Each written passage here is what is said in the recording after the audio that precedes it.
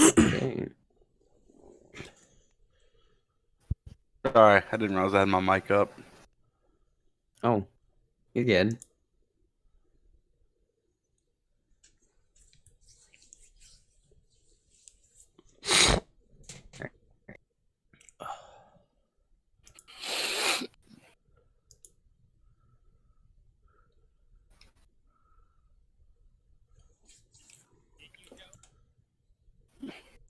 So what we've got 4 here. Okay.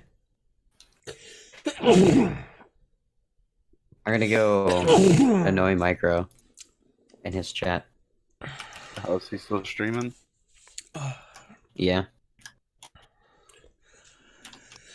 Like 10 minutes, I just need to say. Alright.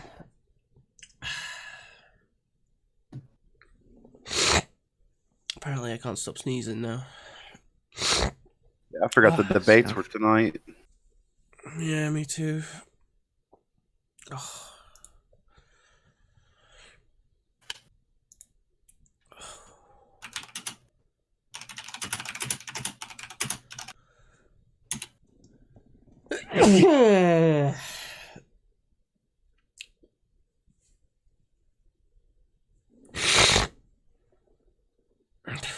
Wow, that was aggressive. Bloody hell.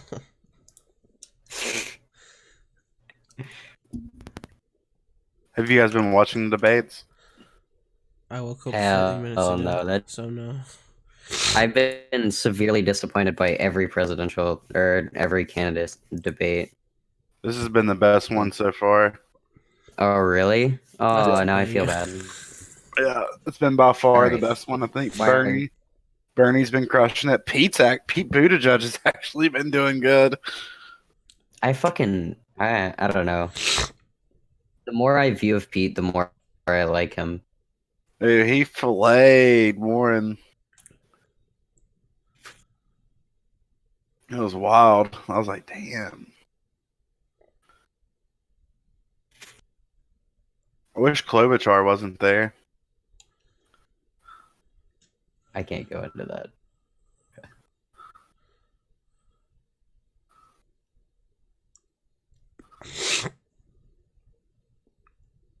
Alright.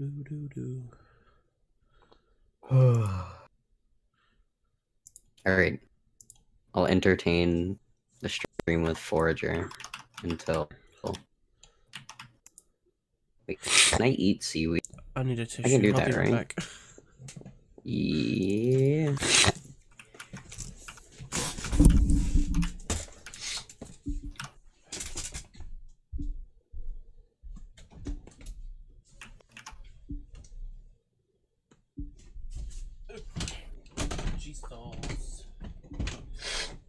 I'm literally just stealing Micro's music because it's not. I didn't even know Micro was streaming.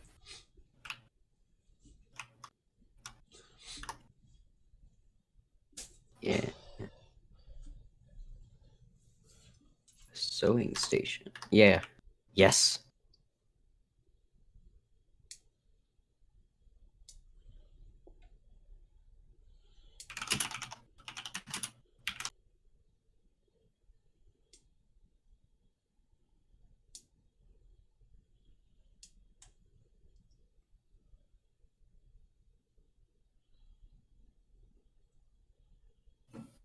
Oh.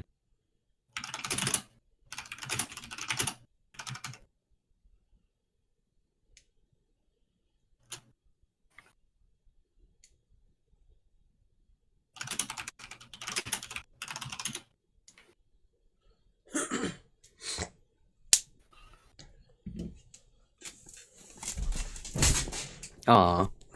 Alright. Micro's got stuff to do. So it looks like we're just waiting for Wired, and then we'll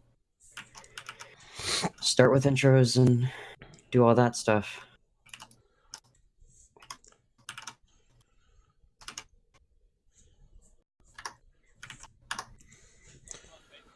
Mark's gone incognito for his debate. Okay. What is it? He's in Minecraft section. Yeah. Which He's he's not. not. Wait. He's not even big enough of a streamer to do that. Not to Whatever. mention, he's not showing the video footage of it, so he wouldn't have got DNCA'd anyways. Yeah. You should take it extra cautiously, I guess. Yeah. What up, fellas? Hello. What's up, my dude? How's it going wide? Sorry I'm late. You're good. Have I you been think watching the we're still debate? waiting on Gutian to get as well. Nice. Once Nothing. they're back. Yeah. So how's it going, my dude? It's been a second since I talked to you. Yeah, it has been. I don't know. I took the last 3 days off streaming, just kind of chilling, playing some Persona 5, as I think Freemz is aware. Yeah, it's such a good game. That is a good game. There's a lot of like leftist thought in it too. I didn't expect it to be. Oh yeah. Oh shit! Did I cut out there? Yes. Wait, I what? heard there's a lot of leftists. I don't know if you Leftist. said something after that. Yeah, I remember saying a lot of leftist thought. Yeah, I feel like I mean, I don't know. Like it's very subjective, I guess you could say. But like I feel like as I'm playing the game, there's like a fucking cultural uprising. I feel like in the that's midst. like 100% correct. Yeah, I'm glad you agree, because I felt like I was going on a limb there. No, yeah, it's Which fun is- as fuck. It's interesting too because Japan's culture is like super conservative. Yeah, I noticed that as I was studying Japan. I think 3 days ago, because I was in a conversation with somebody that Yeah. was talking to me about it. Have you ever There are watched the actually a anime? lot of things are I think like a part of toxic masculinity that's actually in Japanese culture is like instilled into women. Like they're not supposed to cry or like show emotions around people. In Japan, for women, Pretty sure. it's cultural expectation and that women don't share as much emotion as like I guess over here in the Yeah. West. That's what you're saying. Damn. Pretty- I have to look that up. I'm sure there's a wiki page on it. Japanese women role, Probably. but there's a huge women in Japan. Here we go. Probably. Yeah. Ooh. Hope I'm not Yeah. wrong about that one. Well, Pretty I sure will I got say that one from a teacher. they fuck. I'd have to look into this.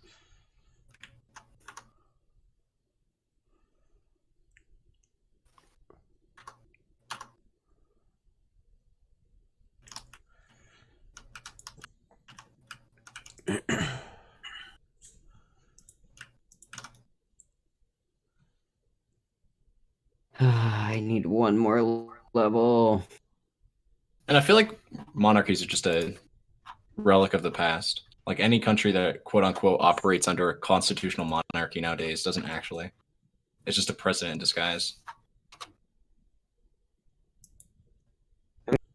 I don't know. Simon probably knows a bit about this. Oh yeah, shit. I'm definitely open to ears on this. I know that Japan has a constitutional monarchy as well, but it's very superficial, I think is the right word for it.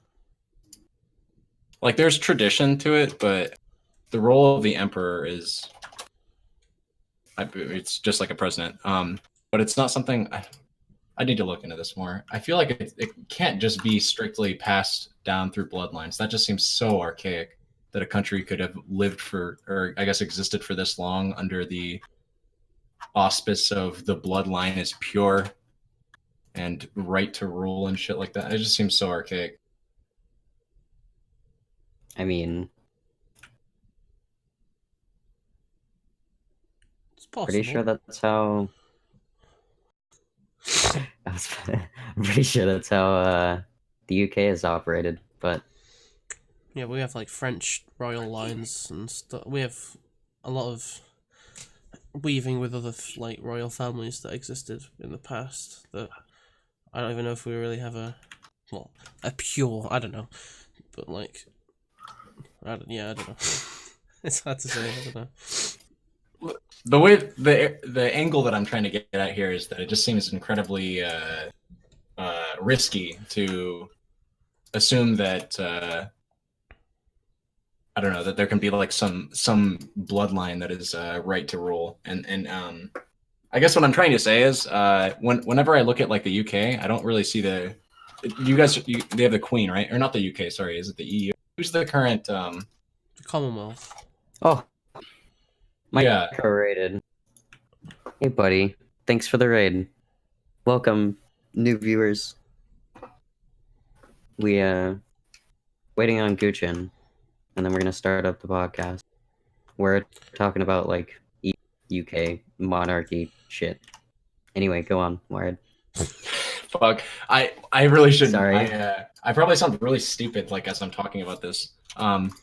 Again, the point that I'm coming, or the angle that I'm trying to get at here in all of this is just that it seems really dumb to like from an evolutionary biologist's perspective, I can't imagine somebody actually thinking that, sorry, a behavioral psychologist perspective, I can't imagine somebody thinking that it's a good idea to have a bloodline that's naturally fit to rule or some shit like that. Like, I just don't see that. Like, where's leadership skills transcoded in DNA? You know, and I mean, no doubt, like the successors in the line of who is fit to rule a kingdom, be it Japan, I guess, or I don't know, the UK in this instance.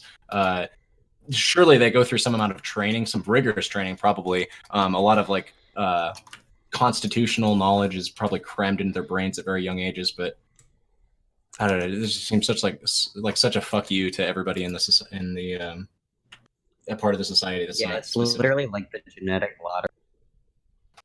Yeah. I mean, yeah, exactly. It's like the most blatant example of the genetic lottery, right? Where like here in the U.S. we complain about genetic lottery, or like the birth lottery determining like where you'll be roughly in the socioeconomic ladder. But there's of course ways to break out of it, right? I mean, they're not the best, and we need to work on them pretty heavily. But there's always at least that like idea that you could be the president if you really tried hard enough for it. But like in Japan and Europe, like you literally can't, you know, no matter what. Yeah. There's kind of that aspiration over here. You can kind of do that. Well, it's kind of a thing over here that you know, number 10 is the top job. But... Yeah, I mean, yeah, that's like the highest job of the land over here, not like, you know, oh, I'm going to be the king, but I don't know.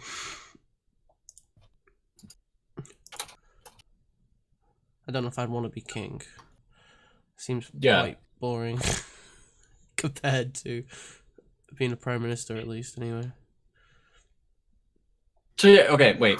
Help me explain this, Fusions. So Elizabeth II is the Queen of the UK and of the other Commonwealth realms. As I understand that, the Commonwealth realms are Canada and Australia. So this bitch like has a three countries wide vice grip. One of those countries is like one of the leading exports of oil. And I remember when I was looking into this for the world, by the way, I was looking into this because I had a conversation with a friend. He's not really a friend anymore. But rip. We had some disagreements on some pretty pivotal things. But this individual, I was talking to them one time, and apparently Canada, like the rulership of the Queen in Canada is like very provisional. It's not really flexed that often. But if Canadian Parliament ever started acting out of line, the Queen could just kind of step in and be like, quit. She can do that anywhere in the Commonwealth, and yeah. It's the Australia same. too. Yeah, it's the same here as well. That she doesn't really interfere. If something does go wrong, she can be like, "I don't like that. I'm changing that," and then just like go back and do nothing again. That's not really happened. I don't remember it ever happening in my lifetime, but yeah, it is possible. But from what I understand, like the UK government can stop in to keep her from doing anything, right? Well, I think they've been trying to slowly craft amendments over time to do so, yeah. Like, there's a whole house dedicated to, providing a service to the Queen, aka, you get invited into this house after being in the lower house, and you either retire or I get kicked out if you do something incredibly bad. I've never seen that either, but you're meant to be, like, at her disposal almost, saying in her words, like doing things within her word, I guess. Sort of, kind of. Yeah. It's a bit hard to understand, but like a lot of people don't like the other house because, well, it can't be. It's not elected for. It's never reshuffled. It's literally if people get invited in, or if they leave, it's the only time people get added and removed. That's like oligarchic as fuck, right? Like that's Yeah. open to so much nepotism for abuse. Like that just seems. I can't imagine somebody being a part of that sovereign state and saying, "Yeah, that's cool. I like that. That's a good institution. We shouldn't advocate for change in any way." Like, holy fuck! It's starting to be I talked thought- about a lot actually that they want to get rid of the house. It's been happening for like the last few years that they've recognized that sort of problem. It's like we should either, you know, get rid of it, which is apparently the ideal option, or make it a fully electable house just like the lower houses. I'm probably alright for the voting one, as long as it's still productive as it's meant to be, but it doesn't seem like it is, because, I don't know, it's usually because, frankly put, it's a room full of boomers that try and, like, talk about modern issues, like technology stuff, most of the time. Is like, the big criticism is that, you know, someone comes in to try and educate them and they're like, oh yeah, I've no idea how to use that, but that seems really cool for everyone else, or I wouldn't know how to use it, so why would anyone else know how to use it? And then that's how they usually make their decisions on things like that, and then the other house then gets to make decisions after that if they're allowed to. Like the EU bill got put through them first, which I'm very surprised of, because I think most of them were pretty pro-EU in the first place, but I think it just got like slamming through until it was like, yes, we'll let it through now. So It just seems so fucked. Like, yeah. no, yeah. So apparently there's 43 or 44. It depends on how you want to determine, I guess, one of these countries. But there's between 43 to 44 monarchies that are existent today in some capacity. Seven nations are under an absolute monarchy, which like provides, I think, no constitution. It's literally just king or queen says, probably king. Well, queen in, I guess, the case of... But those are constitutional. That's insane. Yeah. Let me look this up more. How many absolute monarchies exist today? Yeah, of these 7, including the Vatican, are absolute monarchies. That just seems so fucked. Like, who... Again, we're current year, and we still have kings like I don't want to say feudalism, because it's not necessarily feudalism, but it just seems so fucked that like a nation of people that no matter how big or small it is can exist and be content with their existence in a nation that they literally will never have any opportunity, or their bloodline ever have any opportunity of participating in its parliament in any meaning, like in any capacity that's like direct in the form of, I guess, controlling it. Really does call into question like why we even have an election at that point. Do we actually really have a democratic system? Because it's just overhead. It's like the Korea situation. It's like always that's said to be democratic in the end, but there's always chance for him to just go, no, don't like that. That's not being done at the top. So yeah, I don't know if that's really again just, that. I guess I'm a little bit more lenient of it in constitutional monarchies. So like the Commonwealth nations, I guess you could make a good argument for how the like queen doesn't have like how there's a system of checks and balances. It's not like the queen is it's not like her say is absolute. And I don't even know, like, does the queen play a provisional like or a ceremonial role in UK government? Absolutely. Like they opened Parliament I think just a few days ago, and the way that they open Parliament for an election is that the Queen reads off the Prime Minister's wishes that they're going to do for their term. She reads the whole thing. There's a whole big thing about it, that she gets walked into the House of Lords and gracefully sits down with a long dress sometimes, but this time around apparently, but then she lists off the whole thing, and it's quite traditional, very traditional. Yeah. Well, okay, so there's two different... When I say ceremonial, what I meant to say was like vestigial. Like is it kind of just like a tradition that they kept along for the purposes of, I don't know, like small scale like petty politics or like small time politics? But no, that's not the case. Apparently the Queen's role is she is actually the head of state. She's the head of the armed forces. She's the only person that can actually declare when any of the Commonwealth nations go to war. Her name's She's on the head of the everything. church. Yeah. She's the everyday red boxes are delivered to the Queen's desk full of documents and reports from the government ministers and Commonwealth officials. They must all be read and, if necessary, signed by the Queen. She represents the nation, of course. So yeah, no, I mean, she's very much. I wouldn't say she's like a ceremonial or like a vestigial. She doesn't serve. It seems like her role is a little bit more important than just bullshitting. A lot of people Yeah, have that's that another view. thing I was reading though too. Like, if she can't just declare war on anyone either, because they have like things in there to keep where the UK government can stop it. Oh, they do. They can. Well, yeah. She has the final say, I think, is what I meant to say. Yeah. That post I was reading wasn't. It wasn't my trusted Wikipedia source, so I figured they were kind of like exaggerating things, but apparently she has like final say when it comes to like if a nation is to go to war or not. Is a call that is made not solely, but like ultimately by her, if that makes sense. Sure. I need to look into those more. Fuck, I hate talking about things that I know so little about, but it just feels really bad knowing that there's this many nations that are. I mean, there's like how many countries in the world are there? Some 199 or something. How many countries? There's, I think, way more than that. It's like 400 odd, I thought. One sec. There's 195 countries in the world. That's what the UN recognizes. Maybe you're talking about like okay. Sealand or the Principality of Sealand. If you're talking about this, I don't really count this as a country. And I don't think the United. Okay, don't look it up. You're a winner. Nobody ever needs to know about Sealand ever. It is I think it's the smallest quote unquote country in the world, but again, I don't even know if the UN recognizes it.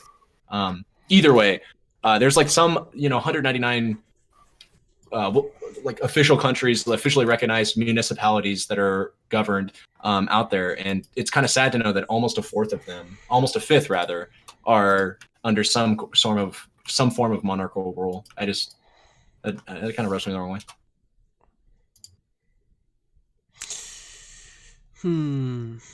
Is Gutian gonna come back? That's what I want to know. It's been like 30 minutes almost. We might just start. Yeah, introduce them when they if they get here.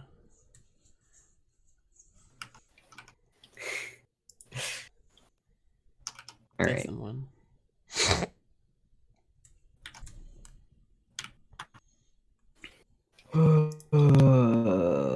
Buy land. All right. I bought land. And save and exit.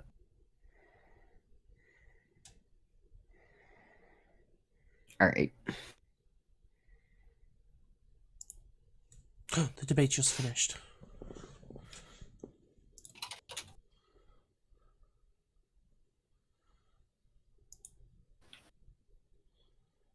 Doo-doo.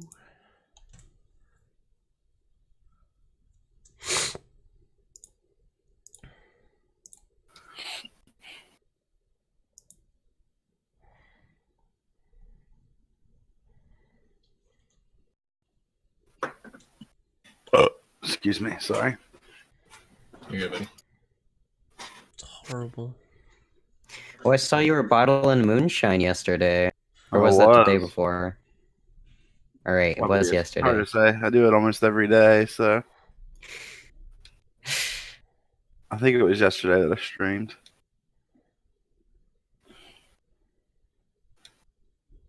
All right, and add a new source.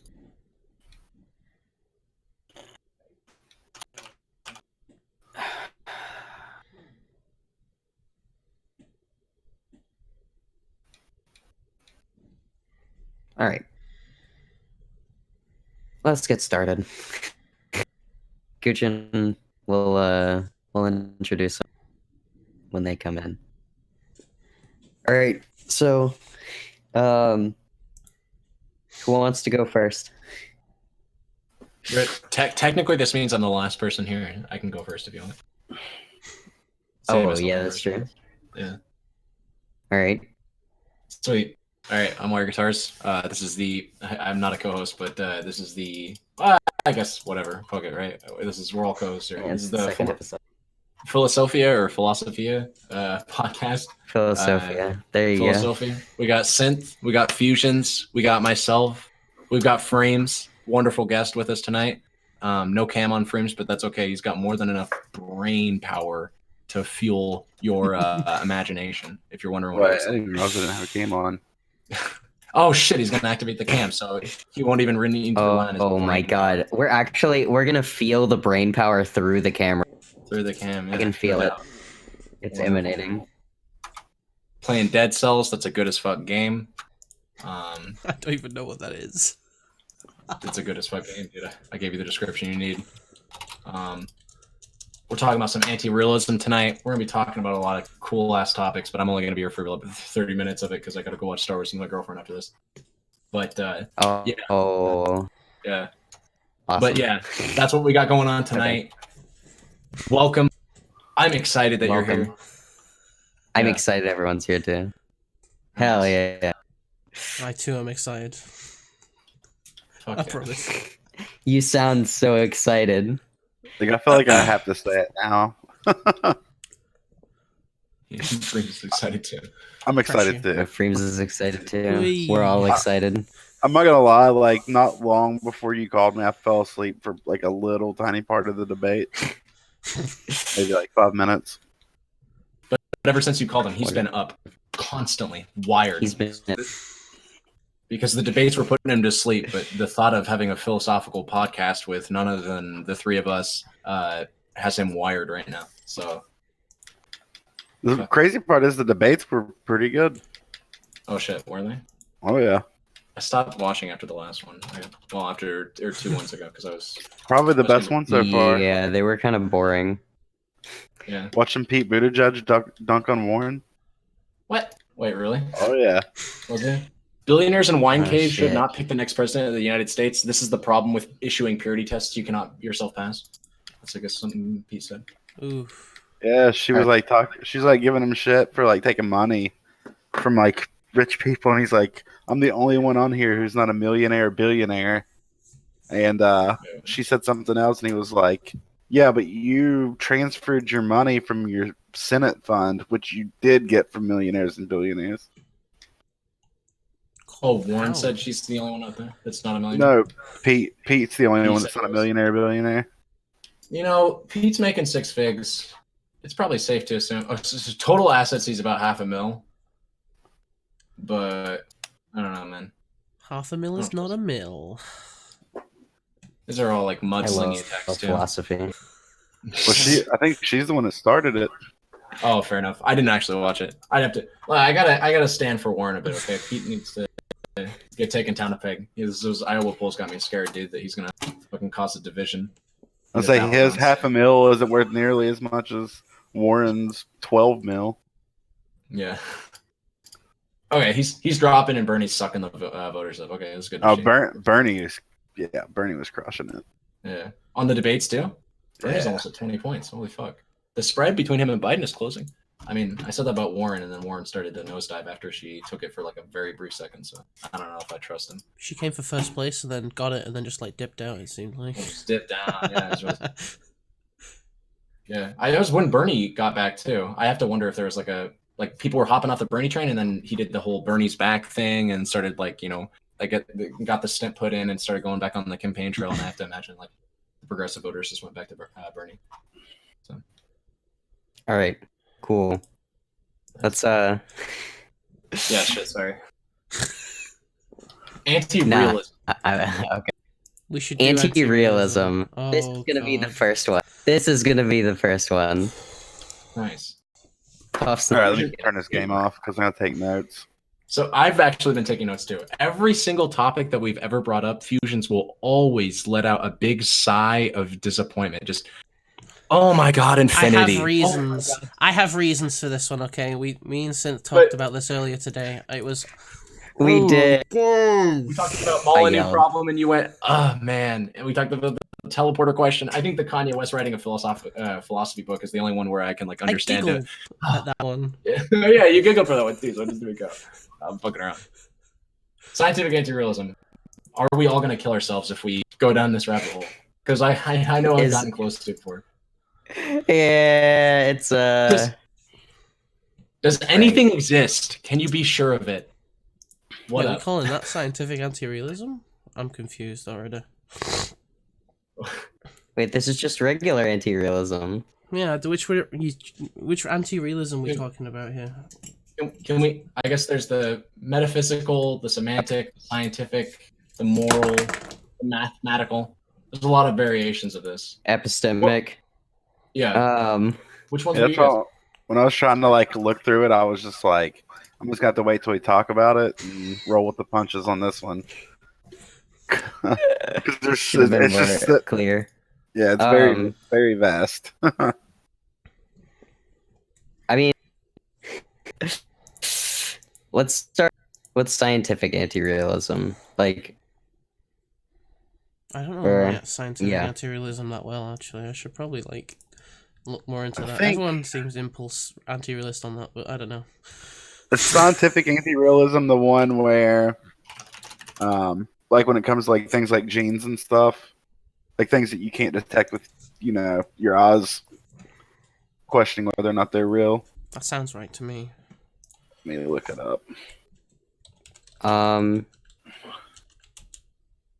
I think it goes further than that even. But yeah, scientific anti-realism is kind of... The usual question Looks I hear is an Yeah, electron but- actually real? And that's usually like a good probe to figure out whether you are or not. That's what Yeah, Reddit so uses. the way that I always interpret scientific anti-realist conversations is questioning the unobservable, right? And then I take sort of a Cartesian spin and like say, well, how can we be sure that anything that we can sense is even observable? Like, how can we even be sure that, like, say, for instance, our eyes aren't deceiving us? And so that, like, our very apparatuses, like our very sensory apparatuses that we use to quote unquote observe things might not even be telling us the true story of what we can see. But that, like, especially the main conversation that scientific anti-realists usually have is can we know anything about the unobservable universe, if that makes sense? Or like, there's probably a better way to put it. What I think FuZiOnZz was saying about like genes and electrons, which aren't detectable by human senses, but that we can use through, or that we can observe through like microscopes and shit. Like, are they true? I don't know. Or do they exist?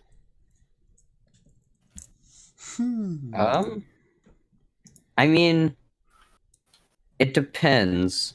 Like, if we're gonna say that they do exist, I mean, we can also take into account literally everything else, because we can see that if we reduce down, like, well, we can't, I don't think we can see electrons or, like, even really atoms, right?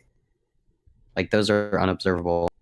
Can we Like, observe individual We have atoms. electron microscopes. But I've heard a problem with those before, is that it uses electrons to try and find electrons, which is almost like Yeah. a circular sort of We discovery. can't. Yeah, I guess we. it's like a circular experiment. I guess we can't see them. Yeah. Or wait, you said there's electron microscopes? Yeah, they exist. There's a beam of accelerated electrons as a source of illumination. The fuck? Wait, so do we know if we see it? Even then, again, like I don't know Wait, if I'm this taking is- too much. I might be taking like I too think primitive. this... Sorry. Yeah. No. All right. So I think an electron microscope is just a microscope that uses electrons in order to measure things. I think he's talking about a different electron microscope. Guys, again, like scientific anti-realism is not the anti-realism that I start with. I start with metaphysical Yes. anti-realism. Okay. I start Yes. with do we Alright. know anything even Epistemic in the mind? anti-realism. Not yeah. I guess you would call this epistemic or metaphysical or whatever the fuck. Is it right? metaphysical? Well, that's like the term. I have the. It's freaking, kind of the same. It's the same thing, Yeah. right? How can we know Is that the it? things? Yeah, metaphysical, like the world that is beyond. I Well, guess, or yeah, never mind. we I experience. don't know if Yeah. I would call them the same thing. They usually entail two different sets of things. Yeah. One's like And it's all, epistemic metaphysical realism. anti-realism is just... Metaphysical realism is almost like realism at that point, because you kind of invoke to talk about realism in any regard, because, you know, study of what is real. Realism.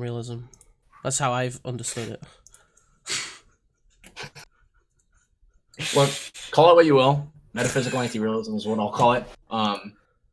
Even before we get to things that we think we can't see, and yet we claim to be able to see them, like scientists would say, oh, we can't observe electrons and genes and shit like that. And the scientific anti-realist would say, oh, no, you can't, because you can't even observe them, like, literally. I would say, fuck all that shit. How can you know that your eyes are true? How can you know that your ears are true, right?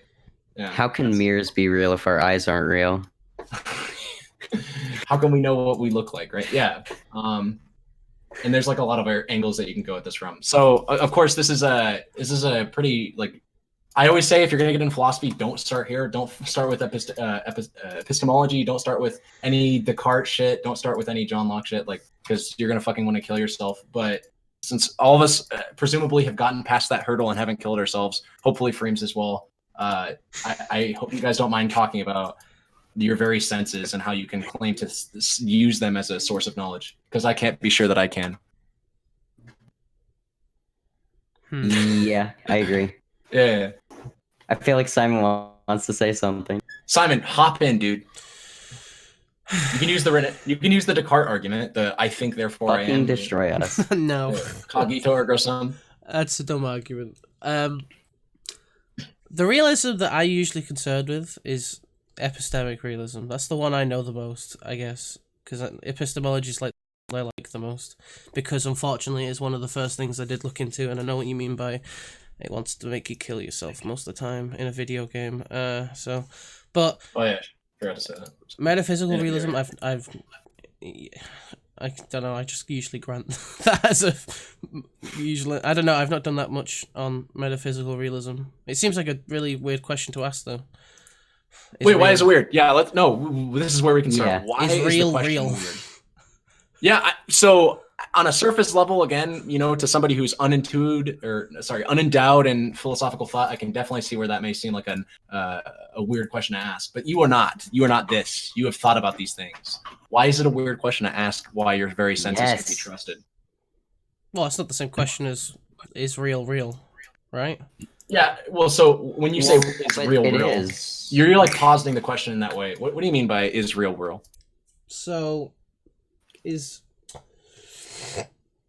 oh god, the wording. I've got to be like ultra careful. You were the one that worded. I know. You were the one that worded. I know. But after having a conversation with Synth earlier today, you like throw some added words, and it seems like it's not the same thing as it was before. Like, the ship of Theseus. Let me think about this. There you go. Freemz, if you want to chime in anytime, you certainly can too. Oh well, I just don't even know yet. Yeah. The question really, just so that everybody's clear, okay, the question is literally as simple as it sounds. How can you be sure that your eyes are not lying to you when you look at something and say, that's something? Or I guess I'll put this in a more tangible example. You walk outside in what you think is a brisk summer morning. You're nude because you're wealthy, upper class, bougie.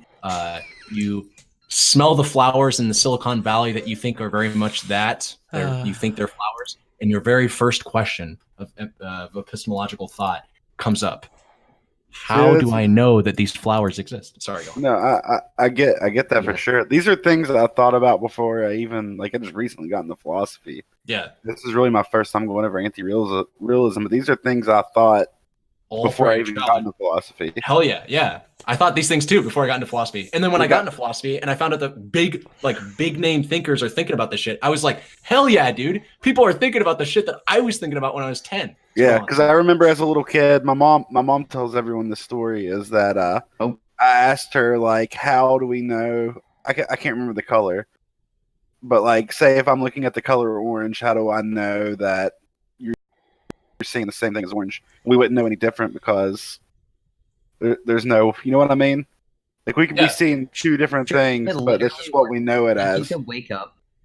Like, you could literally wake up to, like, what I would perceive as, like, a purple sky, and we wouldn't know because we just... It's always been blue to us. Right. Yeah. But again, I would even go more fundamental than that. So I wouldn't even stop at like, oh, how can I be sure that my experience is being experienced the same through the lens of another? I would say, how can you even be sure that what you are experiencing is what you claim it to be? Because I would even go like the dream argument here of like, how can you be sure that you're not just like always experiencing a lucid dream? How do you know you're not part of a singularity? You know, et cetera, et cetera. Okay, I think I have your answer, but you're not gonna like it. I might not. Necessarily. Okay, so the question. Think therefore you are. Cognito ergo sum. Stop. Okay, the questions that you posed, like the experience. How do I know I'm experiencing the same things? Right.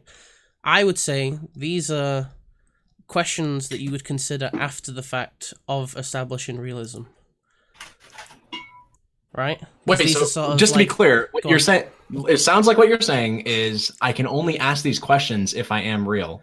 Is that what you're saying? Well, yes, because that is literally cognito ergo sum. I am so disappointed. No. Why did I let you talk? You literally just said cognito ergo sum. No, because that's no. Okay, cogito ergo sum. Okay, the cogito ergo sum. That's what Descartes said in his meditations. I write that shit, motherfucker. You can't explain. You snaky motherfucker. You snaky motherfucker. Okay, that claim is an ontological claim. Right. Okay, not an epistemic claim.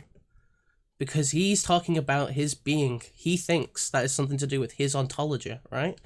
Not about his epistemology. So, to be able to answer that, to be able to talk about his epistemology, he's already, well, to be able to make the statement, I think, therefore I am, he's already established realism as a belief. Okay, I'm just gonna read it straight from the fucking discourse on the method because I'm so triggered right now, and the only way that I can untrigger myself is just to like read what he said and just link it up to what you said. Accordingly, seeing that our senses sometimes deceive us, I was willing to suppose that there existed nothing really such as they presented to us, and because some men err in reasoning and fall into paralogisms. Even on the simplest matters of geometry, I, convinced that I was as open to error as any other, rejected as false all the reasonings I had, what is that word? Hitherto? Taken for demonstrations.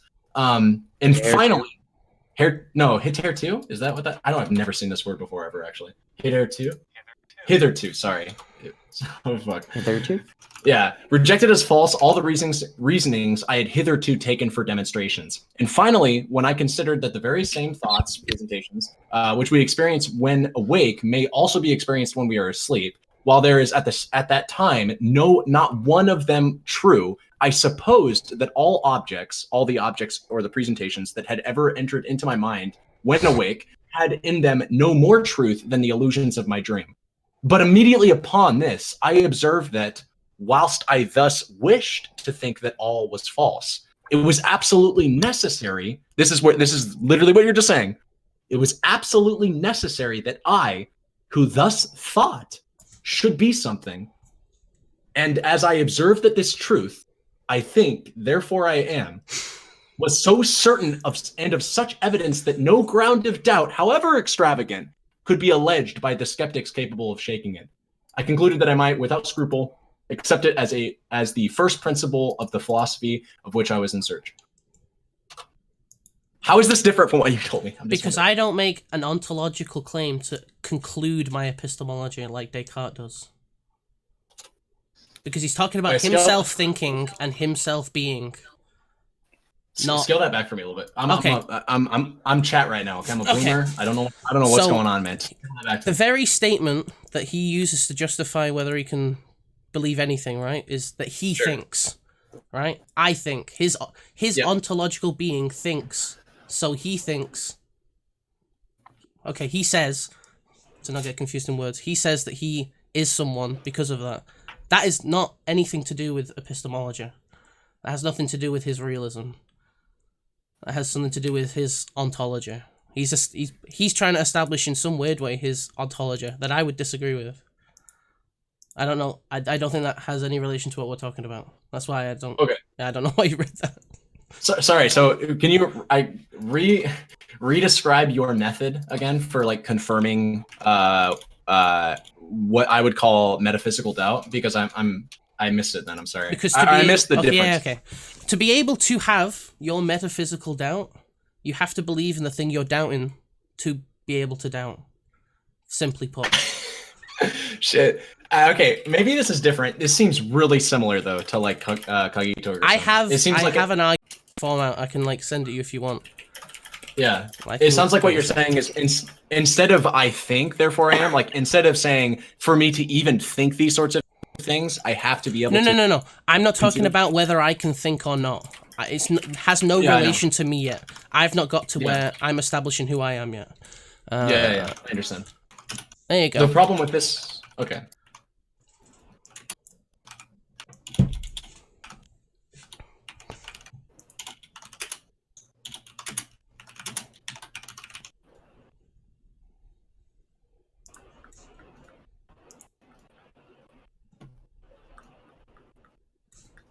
Oh, did you send a... I sent you what I... Oh. I put what you... Send I the sent fucking... you... Oh, you sent me the fucking Rem argument. Do you remember? I agree with Rem on this, Rem is right. Do you remember when we first talked about this, and you said that it was really fucking stupid? Yeah, but I now understand. I agree. It's really fucking stupid. It might be stupid. It's circular. It's not circular. This seems really bad. I want to read this out loud and maybe pick this apart. Okay. Premise 1. If the epistemic anti-realist is right, then there are no epistemic reasons for belief. Let's be clear about the epistemic anti-realist position, which is not even precisely what I'd say. I'm not an anti-realist. I'm a realist skeptic. Okay, I'm gonna be super stupid and slimy here. I'm a skeptic on epistemic belief. I don't know if we can have epistemic knowledge. That's anti-realism. But either, huh? Yeah, it is a form of anti-realism. I don't know if like it's the one that you're combating though. So, or if Rem's combating. It's a general argument for anti-realism. I don't think. Okay, but again, it seems like in this argument you're combating with somebody who is sure that there cannot be epistemic truths. That is not my position. In this argument, again, we'll read it, but this argument seems to hinge on me being affirmative that there are no epistemic thoughts, or sorry, that I can be like. This argument seems to hinge on the idea that I claim to know that nothing can be known, if that makes sense. So I'll read it aloud and like say I'll tell you where this argument doesn't apply to my position, or what I would say is most anti-realist positions. Seems like a straw man is what I'm trying to say. If the epistemic anti-realist is right, then there are no epistemic reasons for belief. So that's like fault number 1. Well, that's what the anti-realist theory is. That's just a statement of what the anti-realist theory is. No, again, you're rejecting epistemology. That's what that is. I'm rejecting the knowledge, the knowledge claims. It's the belief aspect that we're operating from, right? It's like an epistemic on the same page. Yeah, an epistemic anti-realist would pretty firmly, I think, say like we cannot know of anything. There's no knowledge claim that can be made about the universe, but I can have belief, right, one way or another. No, because it's an epistemic theory. Whoa. Belief is an epistemic theory. What do you mean? What do you mean? Wait. Belief is an epistemic theory. What do you mean? No, if you don't have a theory of belief, then you don't have an epistemology. Do you know what epistemology means? It's the branch of philosophy concerned with the theory of knowledge, not belief. Right, but it's subsuming to like 4 branches, right? To theories of knowledge, truth, justification, and belief. Yeah. Again, I just want to be clear. An anti-realist is, I don't know of as, well, I don't want to say this. Find me an anti-realist that says there can be no reasons for belief. Most realists. One. All right. Find me, I don't want to say credible. I don't want to shit on people here. Find me somebody who, because no offense, I love Relly, but he doesn't, I think he said that he doesn't know any philosophers. Like when he was talking to Rem, he literally could not cite one, despite him being he's a rule utilitarian that doesn't even know the rule utilitarians that are out there. And again, I love Relly, but I'm just saying like, the anti-realist position that like I think is worth steel manning if you're trying to debunk it is not one of like a Gnostic anti-realist that knows that there can be no epistemic reasons for belief.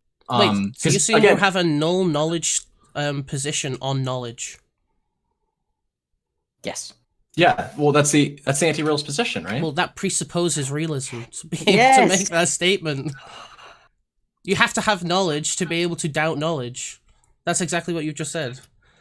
Okay, again, I want to like... Or fuck it, I'll even go the kindergarten route. Could you walk me through this? Like, tell me how I need to have knowledge to know that tell me how I need to know something to be able to doubt the ability to know something. I'm sure this is really because you're making a knowledge claim. That's what agnosticism is, right? Well, it's no. Yes. It's not though. Agnosticism is no claim. It's a null claim on knowledge, yeah. So an agnostic to like God would be that I don't know if he's real or not real. Fuck. I feel like we're getting into semantics, but I feel like this is super important semantics. Agnosticism, like just not even its religious pertinence to anything. Yeah. Right? Agnosticism is purely defined as like the lack of knowledge. Of knowledge, yeah. Yeah. So if you're agnostic about knowledge, you're presupposing knowledge to be doubting knowledge. Fuck. That's the entire argument.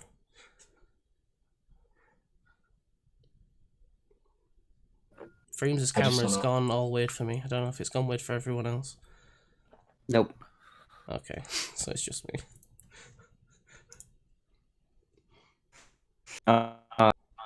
Well, we'll have a little pause. Gutian, you can introduce yourself if you'd like to. Give a second to regroup. I came in at a time, I guess. Halfway through a conversation, I've got no idea what to add to it.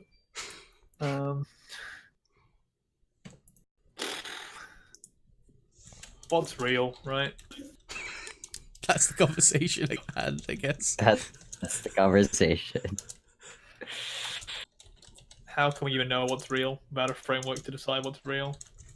But that framework itself, how do we know that's real? Well, I usually operate from doubt. That's my answer to all of this. Again, maybe fusions would say that I'm operating from a knowledgeable doubt, but like usually when I'm concerned with pretty much anything, I just operate from doubt. I just say like, hey, let's just assume that I'm wrong about these sorts of things. And when I say wrong, it's not to say that I know that nothing can exist. It's like, let's assume that whatever belief states that I may have about like the human condition being able to derive truth from the world, be it through our senses or otherwise, I just like assume that we can do it, or that oftentimes I just go from a position of like apathy, like, yeah, fuck it. Like whether or not we can actually truly know something is mostly irrelevant to the conversations we have on a day-to-day basis. So I'll just operate as though we can and make the world easier for myself.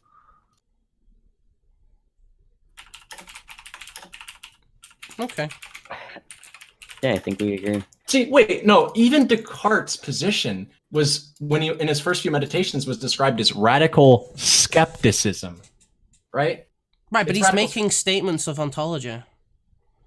He said, so it says that so radical skepticism is the philosophical position that knowledge is most likely impossible. I don't know if I'm like having my cake and eating it too, but it seems like the position there isn't that knowledge is impossible, but rather that it's most likely impossible. That ultimately a skeptic or a scientific anti-realist that ascribes to this branch of radical skepticism would probably never say, oh, I know that we can know nothing, because as you stated, that would be a direct contradiction to their positions. Or I guess that's your argument that you framed out. So would not believing in it. So would not believing in realism would entail the same conclusion. Because you don't accept the realist theory, and that's anti-realism. No, I don't think that's true. So, again, like I operate from a position of doubt. I don't necessarily claim to know anything. I just kind of assume that things work the way that we understand the world to work, and I just kind of mostly run congruent with that. I would say that doubt is a position of knowledge, though, right? I don't know how else you would brand that. But it's not. It's a doubt stance, right? Like it's a statement of the knowledge you have about a certain topic, right? Fuck, I'll humor this for a second. Would you say that like a religious, I hate to go super hard into this, but would you say that like a religious individual that believes the Earth is 6,000 years old and doesn't believe in the dinosaurs, is obviously they're probably factually wrong. I'm not denying that. Would you? We can go to that. Yeah. But would you say that they're operating from like some era of extreme cognitive dissonance when they I don't know, meet up with like an archaeologist in a museum? Or do you think that they're mostly operating from doubt? Probably not the same doubt, because it's a different level of doubt, but probably, yeah. Like, do you think that when they have a very visceral conversation with somebody who knows, well, who firstly believes in, but also knows a lot of some certain academic field that the religious fundamentalist, again, fundamentally disagrees with, the entirety of the field, also the expert's expertise, et cetera, et cetera, et cetera. And of course, these conversations run in millions of different branches. Let's just assume it's a respectful religious individual that chooses to not believe that the earth is 6,000 years old, and that they're talking to somebody who, you know, is obviously more convincing than them at making the arguments that, like, hey, we have these footprints, we have these vases of ancient society, we can trace back, what is it? We trace the soil and the soot and whatnot in the ground to trace back at least a good hundreds of thousands of years of history that the earth has existed on. It was spoiler, it's 4.544 billion. But either way, do you think that the religious fundamentalist there is like, when they concede these statements to the individual that they're talking to, do you think that they can still hold the positions that they do in their mind about God being true and in the world not existing? Do you feel like it's possible for them to do these things simultaneously because they're just operating from a framework of doubt? They're like, hey, I still believe that God exists, and I still believe that the Bible is true, but I'm mostly operating from a framework of doubt when I conversate with other individuals. Like, okay, let's just assume my position is wrong on these sorts of things for the purposes of reaching what we think is going to be a better understanding of the universe. But ultimately, this is the position that I fall back on, if that makes sense. It sounds really shitty because I'm probably doing a lot of your arguing for you because I'm making myself out to, I'm basically saying my position is No, it's fine. Sorry, don't worry about it. Yeah, hopefully, yeah, you can take it that way. Okay, so if I understand the question correctly, you're saying that basically is the Christian doubting in that scenario, right? Yeah. Well, yes, but I wouldn't say it's that their the doubt position is the same. That you would yeah, be it's having. what I'm wondering is, like, do you think it's possible for the Christian fundamentalists in that position to operate from that framework of doubt? Like, do you think it's fair for them? No. Okay. Yeah. And again, like I said, I did a lot of the arguing for you because I would look at somebody like that and say, okay, dude, like, come on, like, you can still believe in God, but at least admit the Earth is older than 6,000 years old. But I guess what I'm really trying to get at here is that, like, I don't think that radical skepticism can just be debunked by saying, hey, the radical skeptic is saying there are no epistemic. Well, I don't know. It is true. I guess I don't see how premise 1 and premise 2 are necessarily drawn together, because I would say that, like, well, I can go through whether or not. Yeah. Like, really. Yeah. Okay. P1 is a description of what anti-realist is, right? And if it's right, then that's what anti-realism is. There is no reasons for belief. And if from that, if there is no reasons to believe, there's no reason to believe the person that doesn't believe in anything. Yeah, so again, like, this just seems really monkey paw, wishbone kind of, like, argument. It's like, oh, well, haha, like, I don't have any reason to believe anything, so why the fuck would I believe you? Ha. Well, like, that's the point, like, right? Is that position's, like, reductio ad absurdum. That's the premise of this argument. I feel like most anti-realists aren't getting at, like, some sort of belief statement of believing other people, more so that they're just trying to attack our fundamental senses as apparatus for experiencing the universe. That's about ontology again. Tackling our senses isn't an epistemic consideration. Yeah. How about put a different way, right? Whether or not you are able to, like, make this statement that an anti-realist is, or anti-realist's argument is absurd through, like, raw sentential application of their approach. Consider this statement yourself. You are by yourself in solitary confinement. You have not seen a human being ever throughout the entirety of your life. You are still not sure that the very fabrications of society that you think exist, I guess, because you get slid a plate of food under the door that has been permanently locked for the last 25 years of your existence. Like, you are still not sure as to, like, whether or not it's a big boogie monster out there that is sliding that plate of food, or if it's another human being that looks like you. You don't know what you even look like because there's no mirror in your room, et cetera, et cetera, et cetera, right? There's a lot of things that you cannot know, or that you do not know in this hypothetical. Would you say that like you as that individual are I guess I don't want to sit here and like ask you 20 questions or like interview the individual, the hypothetical individual that I've just brought about. But like I guess I'm trying to draw a parallel between this individual and all of us, right? There's sort of a Schrodinger's cat phenomenon going on with that individual where they can't know what's going on outside of their very limited universe. And the comparison here to epistemol or metaphysical anti-realism is that an individual kind of like their thoughts on existence outside of them can kind of like simultaneously contradict itself and not have this like breaking effect happen, right? Like the cat can, in Schrodinger's box example, the cat can be alive and dead simultaneously in like this weird metaphysical era where nobody really knows anything about the status of that cat. So we just kind of assume that it's like, I think the YouTube video that I saw that called it is like, it's like half dead, or there's a very cool word that is used to describe that cat. But in your case, where you're locked in the sanitarium and you've never seen anything outside of the plate of food that gets slid under your and water that gets slid under your doorway like 3 times a day, do humans exist outside of that sanitarium? Do other people that look like you exist? Is it a robot that's producing that food and giving it to you and sliding it under the table? If I'm the person in the room, am I trying to answer that question? Yeah. Well, I don't know. It's the statement, right? Yeah.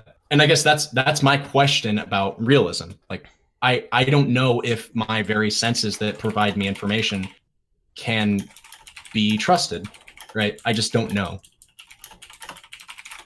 Right, but okay. Do you think you'd have to now be you're on my okay, fucking side, motherfucker? No. Okay. Do you think you to be a realist? Do you think to be a realist you'd have to be able to like rely on your senses 100%? You'd have to know that you'd be reliable. They would be 100% reliable. Would that make you a realist? Not. No, yeah, definitely not. No, Realists can rely on other things. No, a realist can rely on other things beyond their senses, right? Like, I think there's a lot of different. I mean, Descartes himself argues the duality, right? The mind and I think it's the body, or is it the physical? I'd have to look at this. Descartes' duality, but like, I mean, I think it's the mind and the body.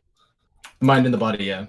Which is to say that there's some truths that can only be experienced through the mind, and then there's some truths that can be experienced only through what is it, fucking enactivism or whatever the fuck, such as physicalism or enactivism, argues that cognition arises through a dynamic interaction between an acting organism. Yeah. So yeah, I don't think, I mean, this probably gets into unnecessary semantics too, but like, I'm just saying that I don't even think a realist would necessarily need to say that knowledge can only be found through the mind or through the senses. To answer your question, no, I don't think that a realist would always say that like only your senses can be trusted. Well, I wasn't saying, I'm saying if you, for whatever reason, you would endowed knowledge that they were 100% reliable, would you be a realist? I would, but that's the thing. I would have to be endowed that knowledge, and I would have to be certain that whatever source of knowledge is giving me. If I could be, then yeah. So, say for instance, and God, I've theorized the apparatus by which I would need to receive this information from. But if it were, say for instance, like 5 years after everybody's born, they're introduced to. We'll call this figure omnipotent. It's O, okay? They were introduced to figure O. This figure O enters every individual's life at the age of 5 and is able to transcend language barriers to speak to every individual in the same fashion. This figure O says, I know everything there is to know about the world. And somehow at 5 years old, you are able to affirm that what they're saying is true. I wouldn't even want to say that there's a series of tests that they put you through, because that you just like by talking to you just know, just like something clicks in your brain and you're just like, okay, this person is speaking the truth. Yeah. Hopefully I've beaten that in the ground. If that happened, then yeah, I would say that if that happened and that same individual also said, yes, by the way, everything that you see through your senses, as well as things that you experience in the universe, are actually happening, then yeah, I'd probably be a realist. Basically, I would have to be. I think I understand. Okay, Yeah. but I'd I probably would have to be a theist to be real. Yeah, my response to that would just be that I wouldn't just. It seems to me like it sounds like it might be a cop out. It probably sounds like it. It sounds like, as I've said before, it sounds like that you're trying to, like Descartes did, use his basis of ontology to justify your epistemology. Fuck. Because I wanna when I think, talk you know. about my epistemology, I'm not even really concerned with my epistemology. I'm just talking about epistemology as like a top-down observer. Yeah. There is no me Yeah. at this point yet. Like, Well, that hasn't come I into would- the chain of events yet. I would like to think I'm doing the same thing, right? Like I'm not necessarily only counting myself as Well, being you're able to using be your senses. Yeah, right? I would argue that. Yeah, so fuck it. I would go as far as to say that yeah, there's no epistemic reasons for anyone's belief, but I still don't see how this like runs me down premise to. Well, Like- because if you have no reasons to believe, there's no reason to believe your theory of belief, which is non-belief. And that is P2 is a reductio ad absurdum right there. Yeah, I guess the issue that I take with the argument isn't. It's just that it feels like P2, I guess to use your own words and my own words, I guess as well, is a cop out. It feels like you're not really addressing the main point of the argument, which is to say that like how can you be like has there ever been some sort of experience that we've gone through that has assured us of information more so than other things? This is the ontology bit again. This is I couldn't answer that question because I don't justify my epistemology the same way you would. Yeah, I don't know. You're making some compelling arguments. I'd like to hear Synth's case on this because I'm in that sort I of. think Synth agrees with you. Like there was a lot of parallels. No, to I literally made the same. Yeah, I literally made like almost the same argument that you made, except Shit. I made it a couple hours ago. Fuck. I want to talk about this later. Fuck, I wish I could. I really have to go right now though because that movie's starting in like 20 minutes. Yeah, dude. But I really appreciate it. Yeah, Okay. Freemz Outro is- yourself. Shout Yeah. yourself out and shit. I'm WiredGuitars, twitch.tv/WiredGuitar, actually. Yeah, I stream just sometimes. I guess I haven't streamed too much this week. And I love this conversation. I want to have this sometime soon. So hopefully Fusions, I can talk to you. Cynthia Yep, as well. message me Anybody whenever. that Message me Yeah, whenever, absolutely. dude. Hell yeah. Oh yeah. Hey, take care, folks. I love you all. All right. Bye, Wired. Have a good one. Okay. Great. Great. So are we gonna? We're gonna Does anyone else reenact have any opinion on it? our conversation. Well, it seems like you don't disagree with Wired, so. And obviously, No, I disagree with I'm- Wired, so I disagree with you too. So. Like me and Wired are on like the same page. We both think that premise 2 is kind of bullshit and premise 1 is kind of bullshit. But We both accept P1, right? I think so.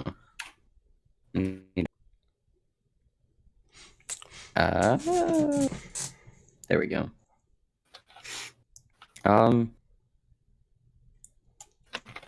What's on the list?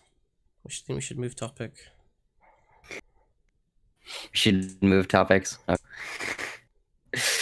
Unless anyone else has Um, anything to add, let's I see. guess. No, I Yeah. feel like I'm so out of my wheelhouse right now. It is a very deep discussion, anti-realism stuff, so I wouldn't blame you for this. It's really. Yeah.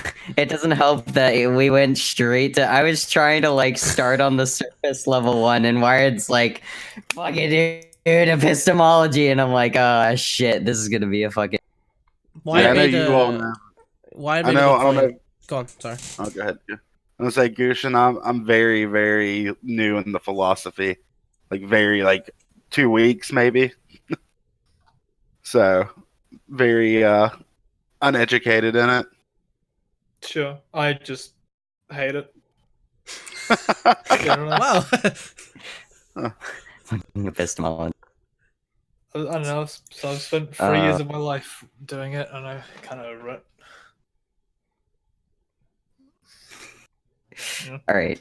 Oh yeah, I was gonna say Wired said Over. something fun earlier, right? That Yeah. epistemology stuffs is a big mindfuck. And yeah, it does really want to make you like off yourself in a video game. like a lot, especially when it's like one of the first things that you encounter. Yeah, so I wouldn't have wanted to start with that if I'd started again. But I'm glad I know what I know, I guess. But yeah. I mean, it's kind of where I started as well. I can't say it did me any favors. It was like jumping off, or it's like climbing up a ladder and jumping off the first, like diving. But then as you're falling down, you realize the diving board is actually like 30 feet up and not 10. Yeah. You're like, You did oh Descartes, shit, well. right? Yeah, I did Descartes' dumb. That's a good His thesis. ontology is really circular. Like, all of his arguments are really circular. It's really weird. I don't like it. Yeah. Okay. Let's do rights. So, Simon, you can explain this one since you put it on there. Yeah, time for... I was having a conversation with a friend, about, well, kind of having it, whether it was hard to explain, but whether they're just a legal enforcement or are they like a philosophical enforcement? I don't know. I don't know if they really exist, like, because there was an example that I heard whether, yeah, because the scenario that was posed, that if you are on a desert island, for example, and you are with another person, who's gonna extend your rights to you to be able to like save you from this person from like eating you or something? You know, every person's worth the same, but this guy really wants to, you know, live, and you're his closest meal. I don't know. What? I mean, yeah. Yeah.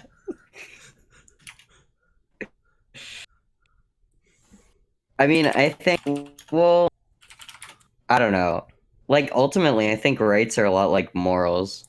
I don't think they're like a true facticity of the world. I think they're just something we kind of grant, like as humans, because we're able to do it, and other animals. Do you think there are philosophical rights?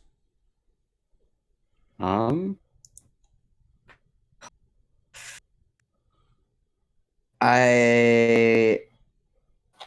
don't know. I That's can't a good answer. think of any.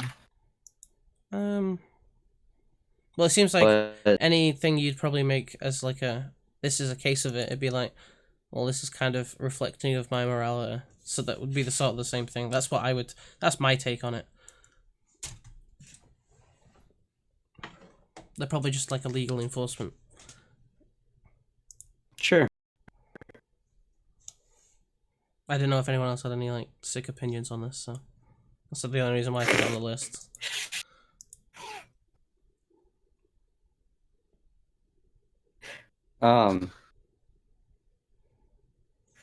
I mean, largely, rights are just like, I don't know. I think rights probably come from our morals. Like, I don't think we derive them from really anything else. Like, if you have the morals to not kill and eat that person, and then you would abide by that over, like, say, you living, then, like, you're giving that person rights, right? Kind of. Kind of. There's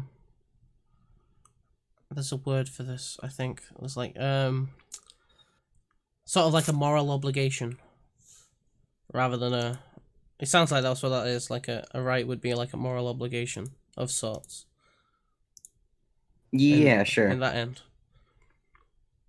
Yeah. I usually don't agree with moral obligations, because they just kind of seem like, well, the kind of rules, I guess, but...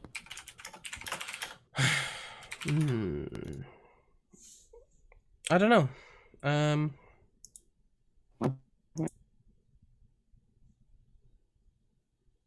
Yeah, I don't know.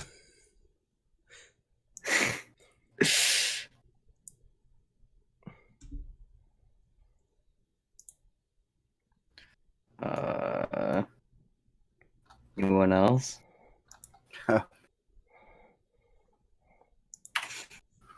I feel like we've had this discussion before. Were you in there, Synth, when we were talking about rights? Now they don't really exist, I Probably guess, not. outside of illegal. I I don't know. don't think so. There was a big fight about it. I don't think you. No, I don't think it was you. I can't remember who it was though. No, I don't think rights just exist, right? Well, that would be my Like there take. are no like just inherent rights. Yeah. I agree. Who had I think how we was have to it so heated? establish them. What happened for it to be like a big conversation? They were talking about. Actually, it came because of the Hong Kong protests. Okay. And they said that it's their human right to do, to have democracy or whatever. And someone made the argument that human rights just don't exist. Like it was their inherent right to do that. I guess I can't remember. It was a while ago. It was like right after the Blizzard stuff.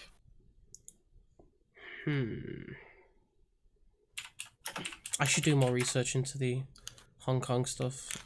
I'm woefully unprepared for conversations like that.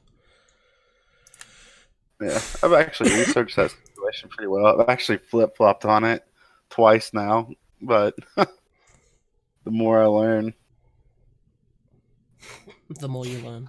I don't even know. Yeah, I need to learn more about it.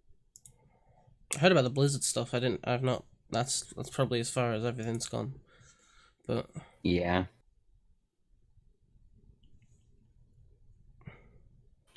What? Don't bring up Hong Kong. It's a Hong Kong conversation. yeah, Yeah. But that's not what I was expecting. yeah, it's just like that's where we had the argument about what rights are, and the person making the argument made a lot of people mad. But Sure, so we generally agree on a societal standard for rights that we follow that generally attempts to try to find a nuanced ground between our rights and the rights of other people yeah, as a way of creating a functioning society. In Hong Kong, the US generally sees Hong Kong as something that's more in alignment with their effective formats that they like, which is democratic principles, and as opposed to China. Although you could say that there's more of an economic opposition to China than there is an actual like functional, systemic opposition.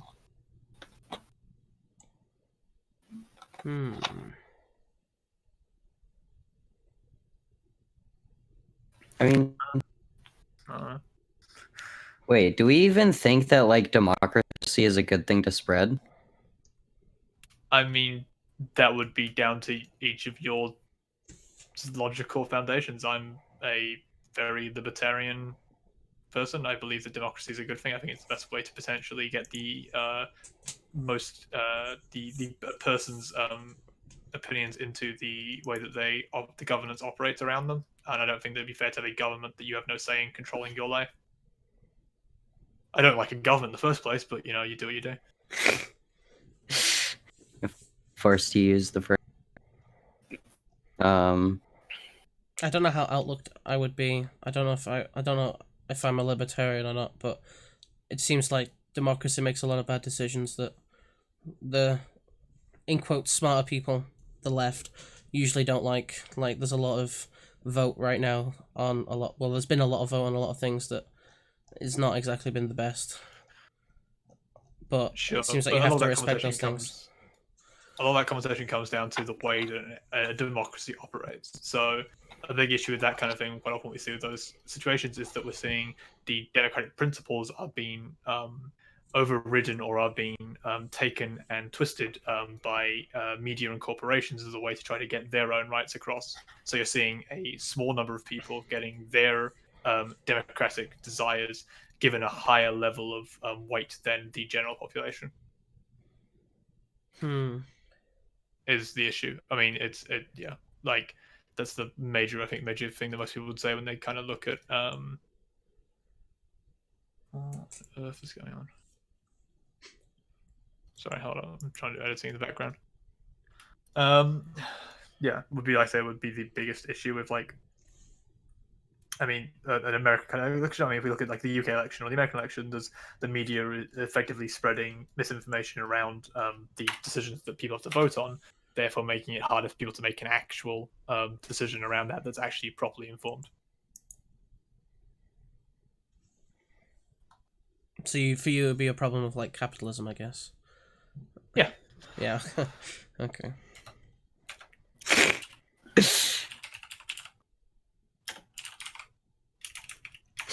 Okay. I haven't brushed up on my econs arguments, so I wouldn't go down that road yet. So. I mean, the econ argument for me is the one that I'm the weakest on, so I probably wouldn't bother with that personally. I'm generally more on a social construction argument. Yeah.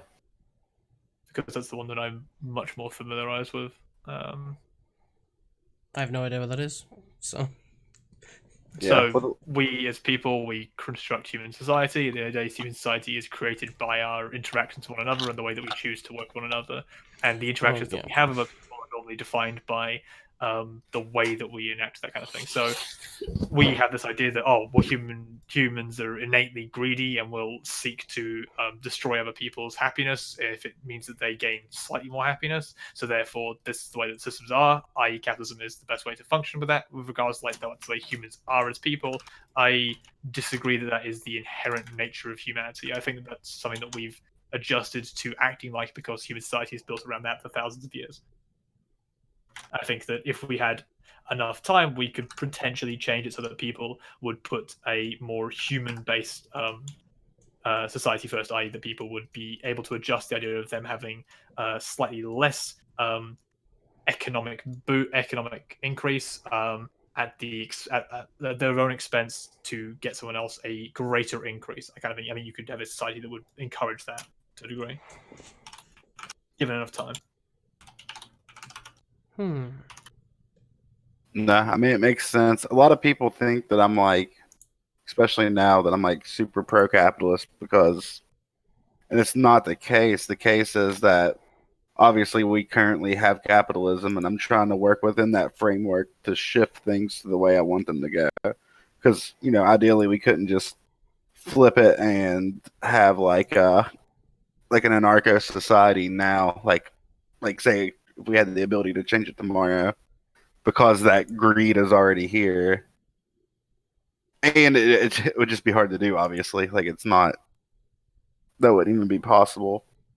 But I do believe in trying to work within the framework to shift it more that way. Sure, so that would be reformist over revolutionary. Yeah. I'd take that sort of approach, yeah. Which has, I mean, reformist has its own issues in that, I mean, if we get to sort of point where reformist isn't quick enough or isn't capable enough to actually change things before things hit a boiling point that makes a revolution almost inevitable, right? As it has done in the past. I mean, there's numerous situations of revolutions happening where the reformist elements didn't really do a whole lot to negate that. If anything, they just delayed it by a small period of time. An example of this right now would be that in this, let's say, like reformist, but at the end of the day, if we don't fix the world as it is right now currently, there are some significantly large problems that are going to cause an almost inescapable level of destruction to our societies. Yeah, I feel like quickly. Revolutions don't typically happen until it reaches a boiling point, though, right? Sure. So that would be accelerationism. Yeah. Accelerationists believe that we should let things get worse because eventually, when they get bad enough, people will turn to will turn to something that will allow them to enact their political belief system that's considered to be extreme enough or radical enough that it isn't reformable from the current one. Yeah. The only issue with that being, of course, that you have no guarantee that your system is going to be the one that people are going to revolution to. Yeah. and not fascism or something. Yeah. I could see that. I always feel try like to that's tell a general problem with revolution, though. So, like, The lack of control around it. yeah, once you reach that boiling point where like people are vying for power, you don't know who's gonna get that power. Like, assumably it's the really rich people. I don't know. A lot of socialists aren't usually the really rich people. I don't know though. Like right now in America, the not really rich people. I'm using American as an example, but the really rich people are vastly outnumbered by the poor, and the poor in America are heavily armed. Sure, but do you think that those rich people will be able to give material goods to those poor people in order to convince them to just fight for it? Fuck it. I think if they think they can take it, then yeah, it really depends on how that's framed is going to be the big issue. So yeah.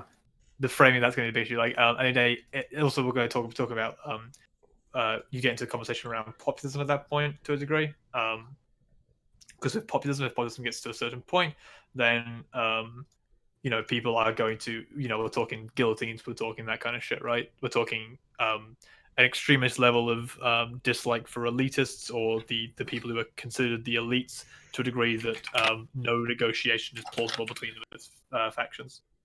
There is no synthesis of ideas. Whatever. There is murder mostly.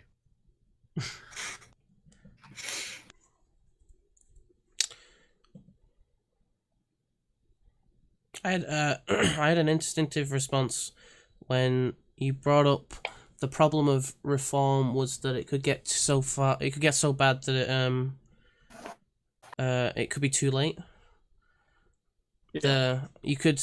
My impulse response would have been that the like replace and like revolution could also be the same way, that you've put so much effort into like starting again that you couldn't really go back to it, and it's kind of like no escape from that either.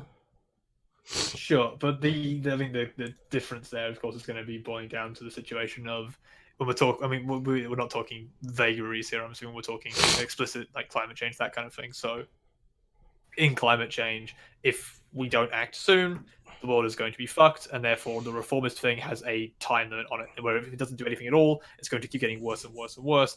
And at the end of the day, as far as we're aware, you can already see there are certain companies that have already, and certain governments that have already gone, they're already moving over, especially the US government has already moved over from the categorization of, climate change isn't real to, climate change might be real, but I mean, those scientists are all in for the money, so what do they know about it? To climate change probably is real, but at this point it's too late, so why change anything, right? I mean, all we're going to do is we're going to lose out to China if we change our climate change models. So we should try and at least keep ourselves economically viable as we go onwards, right?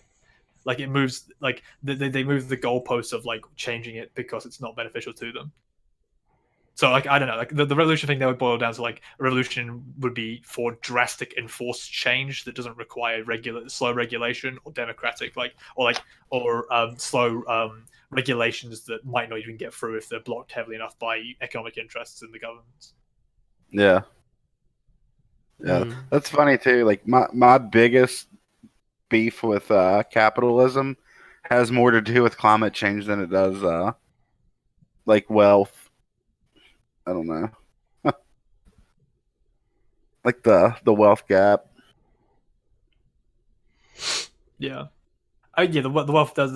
Those would be the two biggest things that I would pinpoint as issues going into this election is going to, in the next like 20 years or whatever, is climate change and income inequality. I'd say the two foremost that people's like the foremost causes of most issues as far as people are concerned. And it's funny too. I think more people are concerned about the like you said, income inequality than they are the climate, which I feel like the climate change might be a way bigger deal. Yeah. You literally need one with the other to be able to like continue. So yeah, kind of have to have your climate to exist, and But I can understand why it's focused on more, because obviously wealth inequality is you can feel the effects of it a lot more right now than you can climate. Sure, people Yeah. generally are more in tune with something that they can physically and quite easily see around them. Mhm. And climate is one of those things where, Right, yeah. and also yet again, all this is very very Western centered fucking models here, and there are plenty of much more like especially down here in the global south, near where I am, near Ireland especially, there are a ton of like island nations that are having a real rough time right now because most of them are like very soon about to go underwater. There's a couple Yeah. that have about 4 or 5 years left before they are literally not going to exist anymore. So like that's a much more extreme kind of like issue for them basically. That's very true. And plus, like places like on the equator where it's really hot, 3 degrees change doesn't mean much to us, but whenever your high's already in the, like 110, 3 more degrees is a lot more painful. Yeah, Yeah, I mean, you sure, know, when you Australia live is in currently on fire, so- Florida, you have to fucking go outside for practice every day. One year it's fucking 107, and the next year it's 113 outside. Yeah, that shit sucks. My God. Yeah. No, absolutely. Also, I think it's a lot easier for someone to like and be poor and get into their really shitty car to go into their really shitty job, and then like really feel that. Whereas like unless you're living in LA or like somewhere that you actually see smog and like feel the air around you being changed by the emissions and stuff, yeah, you probably don't have, or you're living in a place that won't exist in 5 years. Then yeah, you probably don't have as draw towards climate change. I will say this too. Like I live, in a very rural area, and I travel a lot. I remember coming back from LA and going back to like my parents' house, and just the air just felt different. I don't know. It's hard to explain. I mean, I feel like it would kind of be synonymous to going from a like at sea level to going to way above sea level. So going to like Colorado or something from Florida is like really hard to breathe air. So like going from a non-smog city to a smog city seems like it would be really hard to breathe the air there because you especially wouldn't be conditioned to it.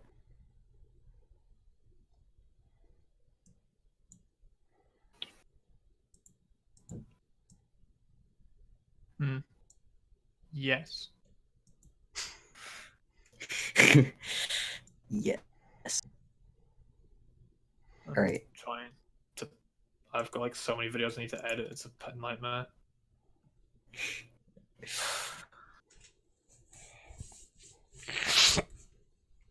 Content creation. All right. What time? Let's do postmodernism and social construct. So, should we use postmodernism as a system? Is it vacuous? Is it self-contradictory? What's happening? What's like? I don't even know what the full entailment of postmodernism is. I feel like I've said that like multiple times about everything. I don't really know anything apparently. I'm here to admit it. I don't know anything. I mean,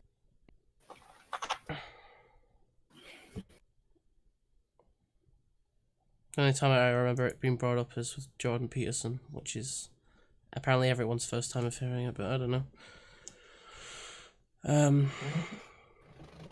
I mean, Postmodernism, that scam that those fucking cultural Neo-Marxists. Marxists yeah, are doing. Those the totally not Jewish people. neo-Marxists, What do you mean? the Whoa. postmodern neo-Marxists that are taking over society. Yeah, the Frankfurt School and all that jazz. Can't believe it. Can't believe that the US would fall to that so easily. For truth, yeah. It seems like postmodernism is just like a diversion.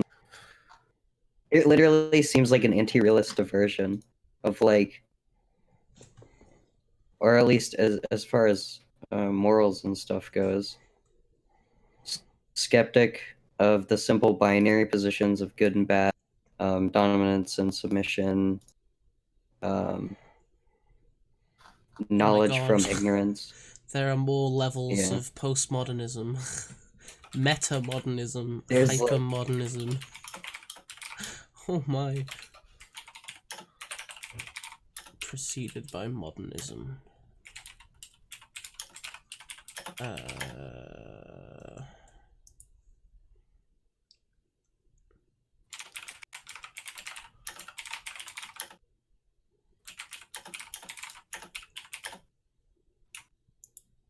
Yeah, it's literally just like an analyzation of social construction. Or at least that's what I'm getting. I'm reading up on modernism because I don't know what that is either. All right, what you want to do is read up on pre-modernism, then get to modernism, and then post-modernism, and then you're fine, and then you're up to date. You're caught up, you know. Then once you've spent 4 hours grounding your axioms in postmodern, then you can have the conversation. Once you've grounded your axioms, then you can debate destiny. True. Indeed. Only then. I think that's more true. Fucking Simon Destiny's over the here one was says it all. getting mad at me for You haven't grounded fucking your axioms. Stop it. You're getting mad at me for not grounding my axioms. Fuck you. I think the problem with that grounding axiom is it's turned into such a meme thing that I've actually forgotten what it actually means at this point. I've completely forgotten what it. I'm sure it meant something good originally, but I have no idea what that thing was. It was a quip from Rem. It came from, well, it devolved into a conversation with Hassan, Vosh, and a few other people about political figures on like the internet left, I guess, or like Twitch and YouTube left, not having like a proper basis for their policy positions in like some rooted philosophy. That's what the original sort of conception of it was, but it just became a meme so fast. Like, Yeah. you know, you haven't grounded your axioms. You don't know anything. That's what. That's the Destiny community, I guess, for you. But yeah. Damn. Like even Wired has an emote. It's a good emote though.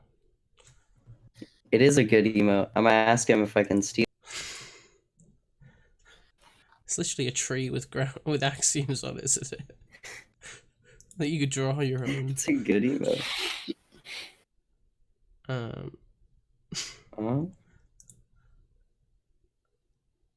I don't know why I'm finding this really hard to read, and it's a Wikipedia page.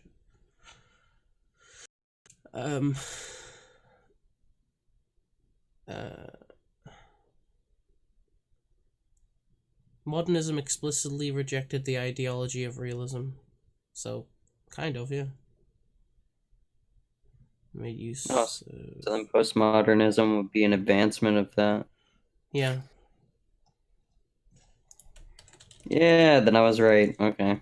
Yay, I read. My reading comprehension is good. I've just learned I got a lot more to read. So that's Okay, what I've learned. here's the advice. Don't bother reading. It's a waste of time. What you do instead, find some sites that like condense the books down to like some person like talking or like some like script notes and shit. Much easier. Saves a lot of time. Well, I'm down Alright, for. now I know any what I'm gonna do suggestions. for my fucking philosophy degree. Like, I'm gonna really Critique? hear a lot of philosophy writers write theses and fucking books that are full of so much fucking word wank that they mean nothing at all. Half the time. True. I It's- tried reading the I hate critique and how it's like that. condensed Oh my god. It's so dense. That's what pisses me off most about philosophers. Is like I like the philosophers where you get to them and they're like, oh, this is actually written like people could read it. That's helpful. Like that's great. I don't need to like spend like 8 minutes like breaking down this paragraph to try and figure out exactly what this person's fucking said. Because they've like used words and language that like make it so complex that I have no idea what they're actually getting at. I appreciate the people that do the effort to make it so that just listen. If regular people can read your work and be like, oh yeah, I kind of get what they're getting at, that's a good sign. That's a good sign that what you're writing is like, it can be understandable and legible.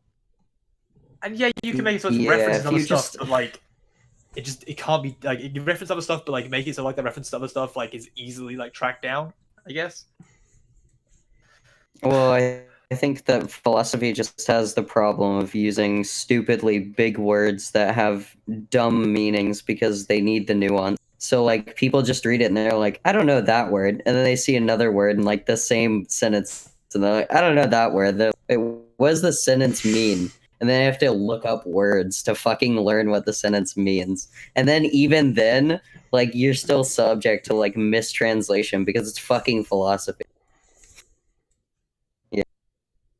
It seems like a lot of philosophy is really dense and just not written for the average Joe.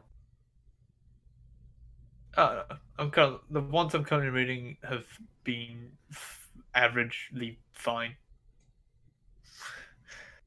Have been okay, and that's always a good sign. But I haven't read that much. I've just read what I needed to read for my fucking uni course. Don't do the work if you don't have to. I literally, all I did was just listen to long, extensive conversations, aka I watched videos. I did the University Academy of YouTube. Took a wide variety of people, just watched the discussions, and then evaluated it myself. For most things, anyway. I think I read very little. So, seems to have worked out, I don't know. Yeah. Apparently this week I need to go and read Charles Mills. Never heard of him. Oh no. Yay! I'm reading Rules on Race and Race and Rules. I don't know why it's why. Well, I can kind of understand, but I don't know why academia, especially in academic philosophy, it's more concerned about a pure person's ideas rather than ideas of the topic. It seems like it's more concerned with the people rather than the idea. It rubs me the wrong way. I'd rather just listen to an idea than what this guy thought of it. Like, I appreciate what Wired did earlier. Absolutely. Like him bringing up Descartes. But I wasn't really concerned with what Descartes said. I was just concerned with what was said. I don't really mind where it came from, as long as it was a point to be made. Also, Descartes, some old fucker. That's most philosophy, though, right? It's not really like massive new ideas in philosophy. Old fucker I'm pretty sure he died of pneumonia. Yeah, he's some old fucker who died of pneumonia when he was like 50 or some shit in Sweden. Nice. And he was trying to teach the fucking young Queen Christina about fucking stuff, but she didn't give a shit about his mechanical philosophy or his ancient Greek, so he just didn't teach her shit and then died. Because she found him very boring. Great. Oh. Wonderful. What a good life. What a well-fulfilling life. See, he was also interred he was interred in an orphan's graveyard because he was a Catholic in a Protestant nation. So they didn't want to bury him in a real graveyard. He served in the army. I didn't know that. And his skull's on display in Paris now. Wait, what? His skull's on display in the Musée de l'Homme in Paris. How nice. And out there somewhere, someone's still got his finger. Because they never found his finger. Family There you go. So, you all know what happens to all those philosophers? Normally they think they get shit happens when they die. For all his great... Literally every time. For all his great talking and his fucking books and shit, that's how he died. And was buried. Do you guys think that, like, we have... Because, like, before, at least as far as I can... We, like, had a system where we didn't really have like an international printing press or anything like that. So people would like write books, and then they would just kind of like get forgotten about, and then people would read them later and be like, "Holy shit, that's some good shit." Do you guys think that that time's like effectively gone because of the amount of information? I think we still will probably have that pop up.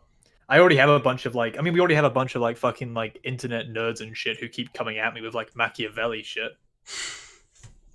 Welcome to the internet. Coming out with like books and shit, and, like, as like the foundation for their political belief and whatnot. Like, I mean, and like, I still have a ton of like fucking like edgelords who like have read like a tiny bit of Nietzsche and are, like come and like use him as like a justification for why they don't believe in anything or something. I don't know. They're always it's always the most poorly constructed, like weird version of nihilism I found. It's like post-political nihilism where they don't think that any politics is good. Nothing. They only like Nietzsche, and that's it. I'm gonna have to run. Sorry about that. All right. But yeah, thanks for having me on. I don't feel like I added much to it, but did you learn? Were you yeah. taught? Did you learn? Yeah, I'm gonna have to read a lot more before the next one. Not read, I guess watch videos. Yeah. Yeah, at least thanks for letting me on. What is it? Yourself out. Oh yeah, I'm Freemz. Go ahead. I do politics on Twitch. Saturday I'll be doing a roundtable after the Raj Royale. Immediately after. You're on Raj Royale? No, I'm not doing Raj Royale. Immediately after Raj Royale. No, I don't have that kind of clout. I'd watch. But, I appreciate it, thank you. But yeah, any of you all are invited. So. Yeah, good to have you here, dude. All right, thank you. Even if it was just learning, it's always good to have another. Yeah, I appreciate it. You guys have a good night. You too, dude. Have a good night. You too. You know, I might go and reread. I might go and reread Passions of the Soul. It's always a good read. It's funny as shit. I know exactly what that book is. I promise. It's like one of like Descartes' like earlier books. I just remember it's good because he opens it with like saying like, "I'll write this book pretending like nobody else has ever talked about this shit before." I just really liked that. I was like, you know what? Like everyone's first book. I admire that ballsiness. Oh, it was his last work, What the fuck? Okay. No one's ever read this before. Right? I need to write this. I will be the first. What a good motivation. Look at me. I am the best. I do the things for. Good job, buddy. Talks about explain the passions only as a natural philosopher. The passions of people. Mental phenomena originating in bodily changes which are transmitted to the pineal gland through movements in the animal spirits without the concurrence of the will. I might pass. Yeah. Seeks to provide a new mechanistic account of the passions and the physiological origin in accordance with his new physics and the metaphysical dualism of body and mind. It's honestly, it's an entertaining read. It's not very good, but it's entertaining. Basically, so, read it like a drama. I'm pretty sure that I'm pretty sure the statement you just said is like some knowledge based on some knowledge of reality based on how the mind and body work together. It's like all I got from that. Yeah. Animal spirits. I got that one as well. The animal spirits is a big one. Yeah, that was pretty. Yeah. Part of that was like that was automatically filtered out as like dumb bullshit. Forget that bit. It's fine. Why can't I open this folder? Like it's weird because it's just a bunch of like articles mostly, which I just find very odd. Like he just has like a list of passions of like all the passions that people have, and just details them. It's just very strange. Veneration and does scorn. this? When we esteem our contemn other objects that we regard as free causes capable of doing good and evil, our esteem becomes veneration, and our simple contempt becomes scorn. That's it. That's his entire thing of veneration and scorn. That was all he had. Good fucking time. I used to have the whole book. I used to have like it was like collections of like, I don't know what it's called. So it was like the big there's like a big collection of like all the like major like Western philosophical works or some shit. It's like 60-book collection or some shit. It's a lot of pages. There's a lot of stuff in there. That was a lot of pages. But from what I remember from reading that, because I used to read that a lot because I used to be a pretty wanky kid. What I remember getting away from most of that was that a lot of it was pretty fucking boring.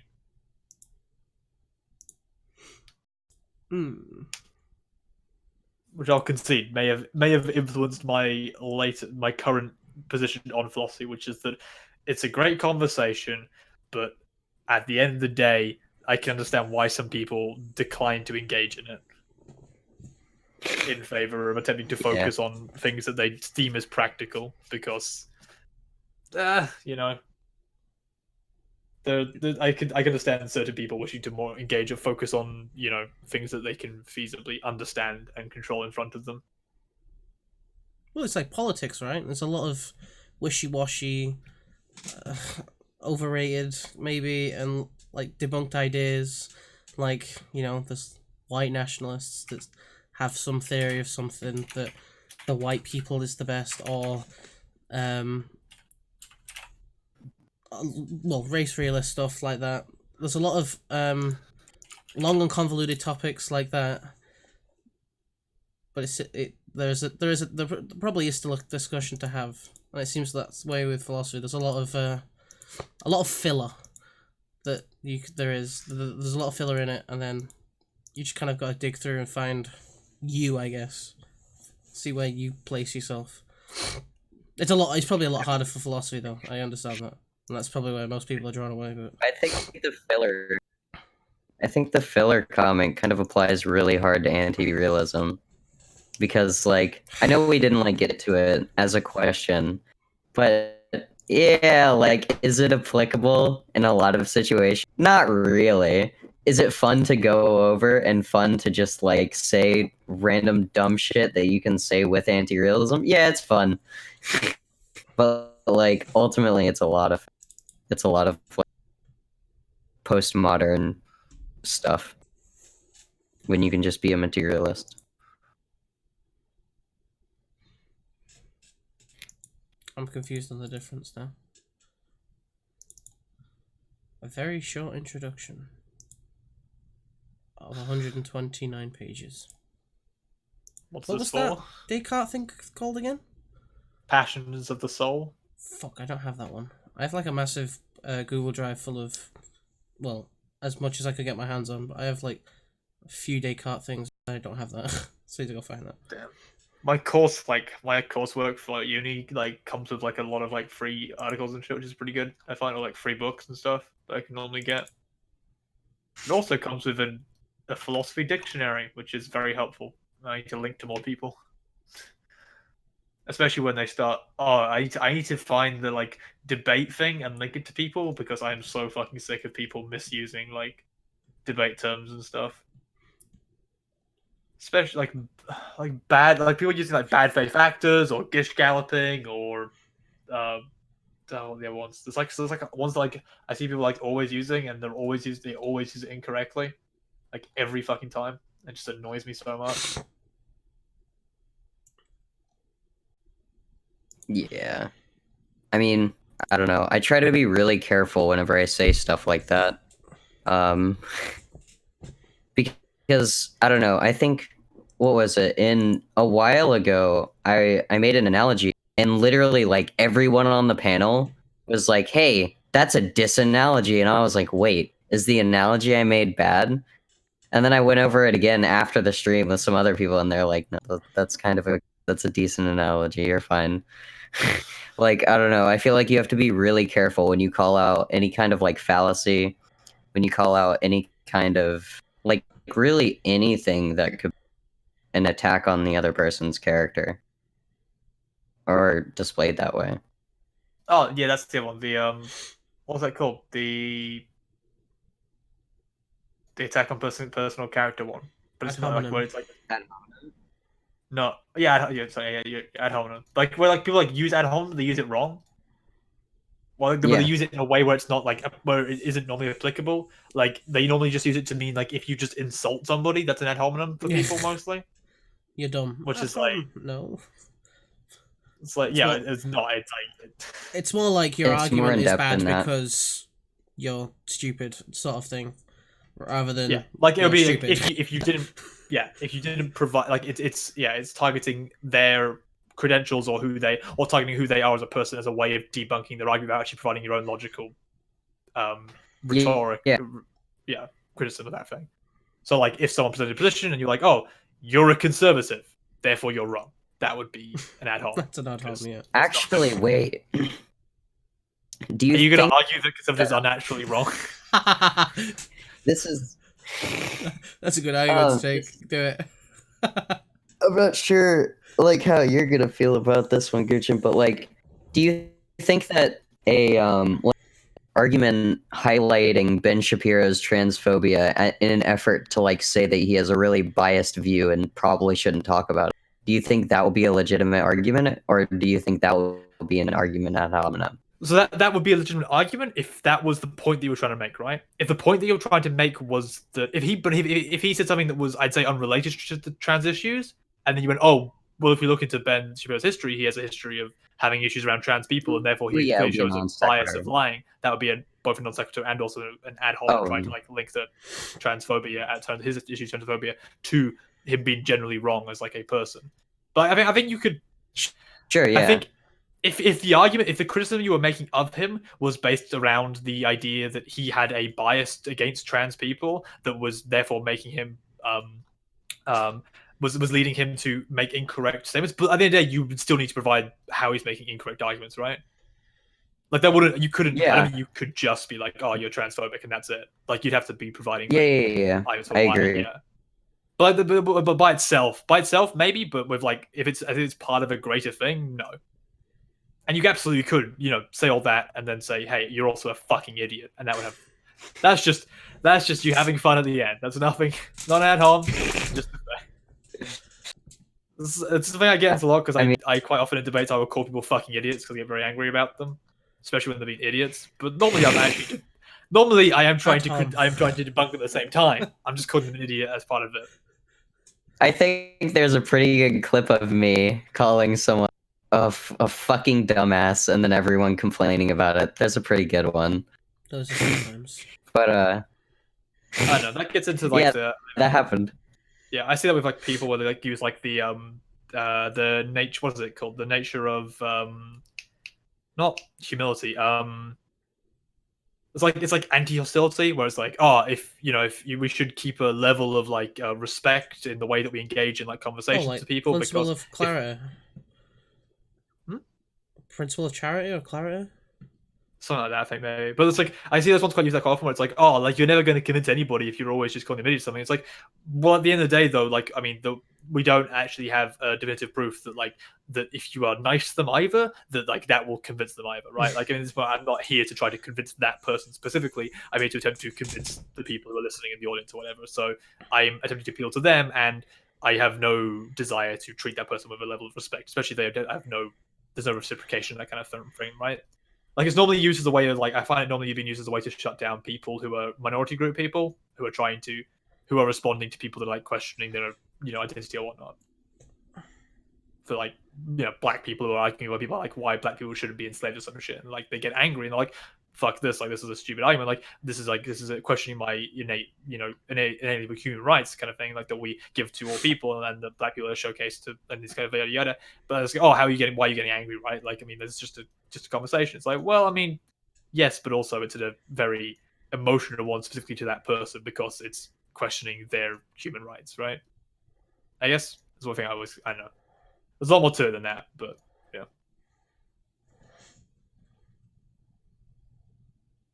Yeah. I am not opposed, especially on Twitter or on Twitch, to using mean words about people. Not a fan of bigotry, but mean words I've got no issues with. Yeah, I don't think I have a problem with like mean words. Like, well, it depends. If you're like making fun of someone for something that they can't really change, I think that's like grounds for probably not doing that. But like if you're making fun of someone, like if you're calling them spineless or whatever because they're pivoting from every single argument you're making, like I think that may be an attack on character, but like I don't know. If it's true, is it really an attack on character? Sure. Is an attack on character if you make that statement while also pointing out how they are meeting that definition that you're using for them, right? Yeah. Like if you use it and use it in a way where it's an accurate statement, I don't know if it's an attack on character.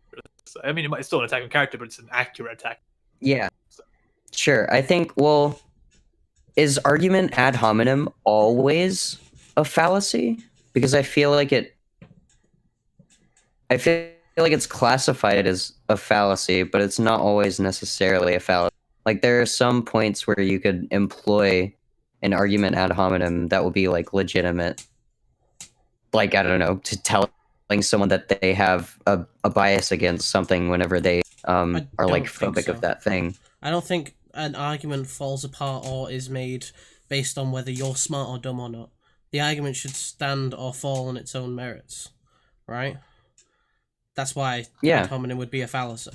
It doesn't matter about the character of the person on whether an argument is good or not.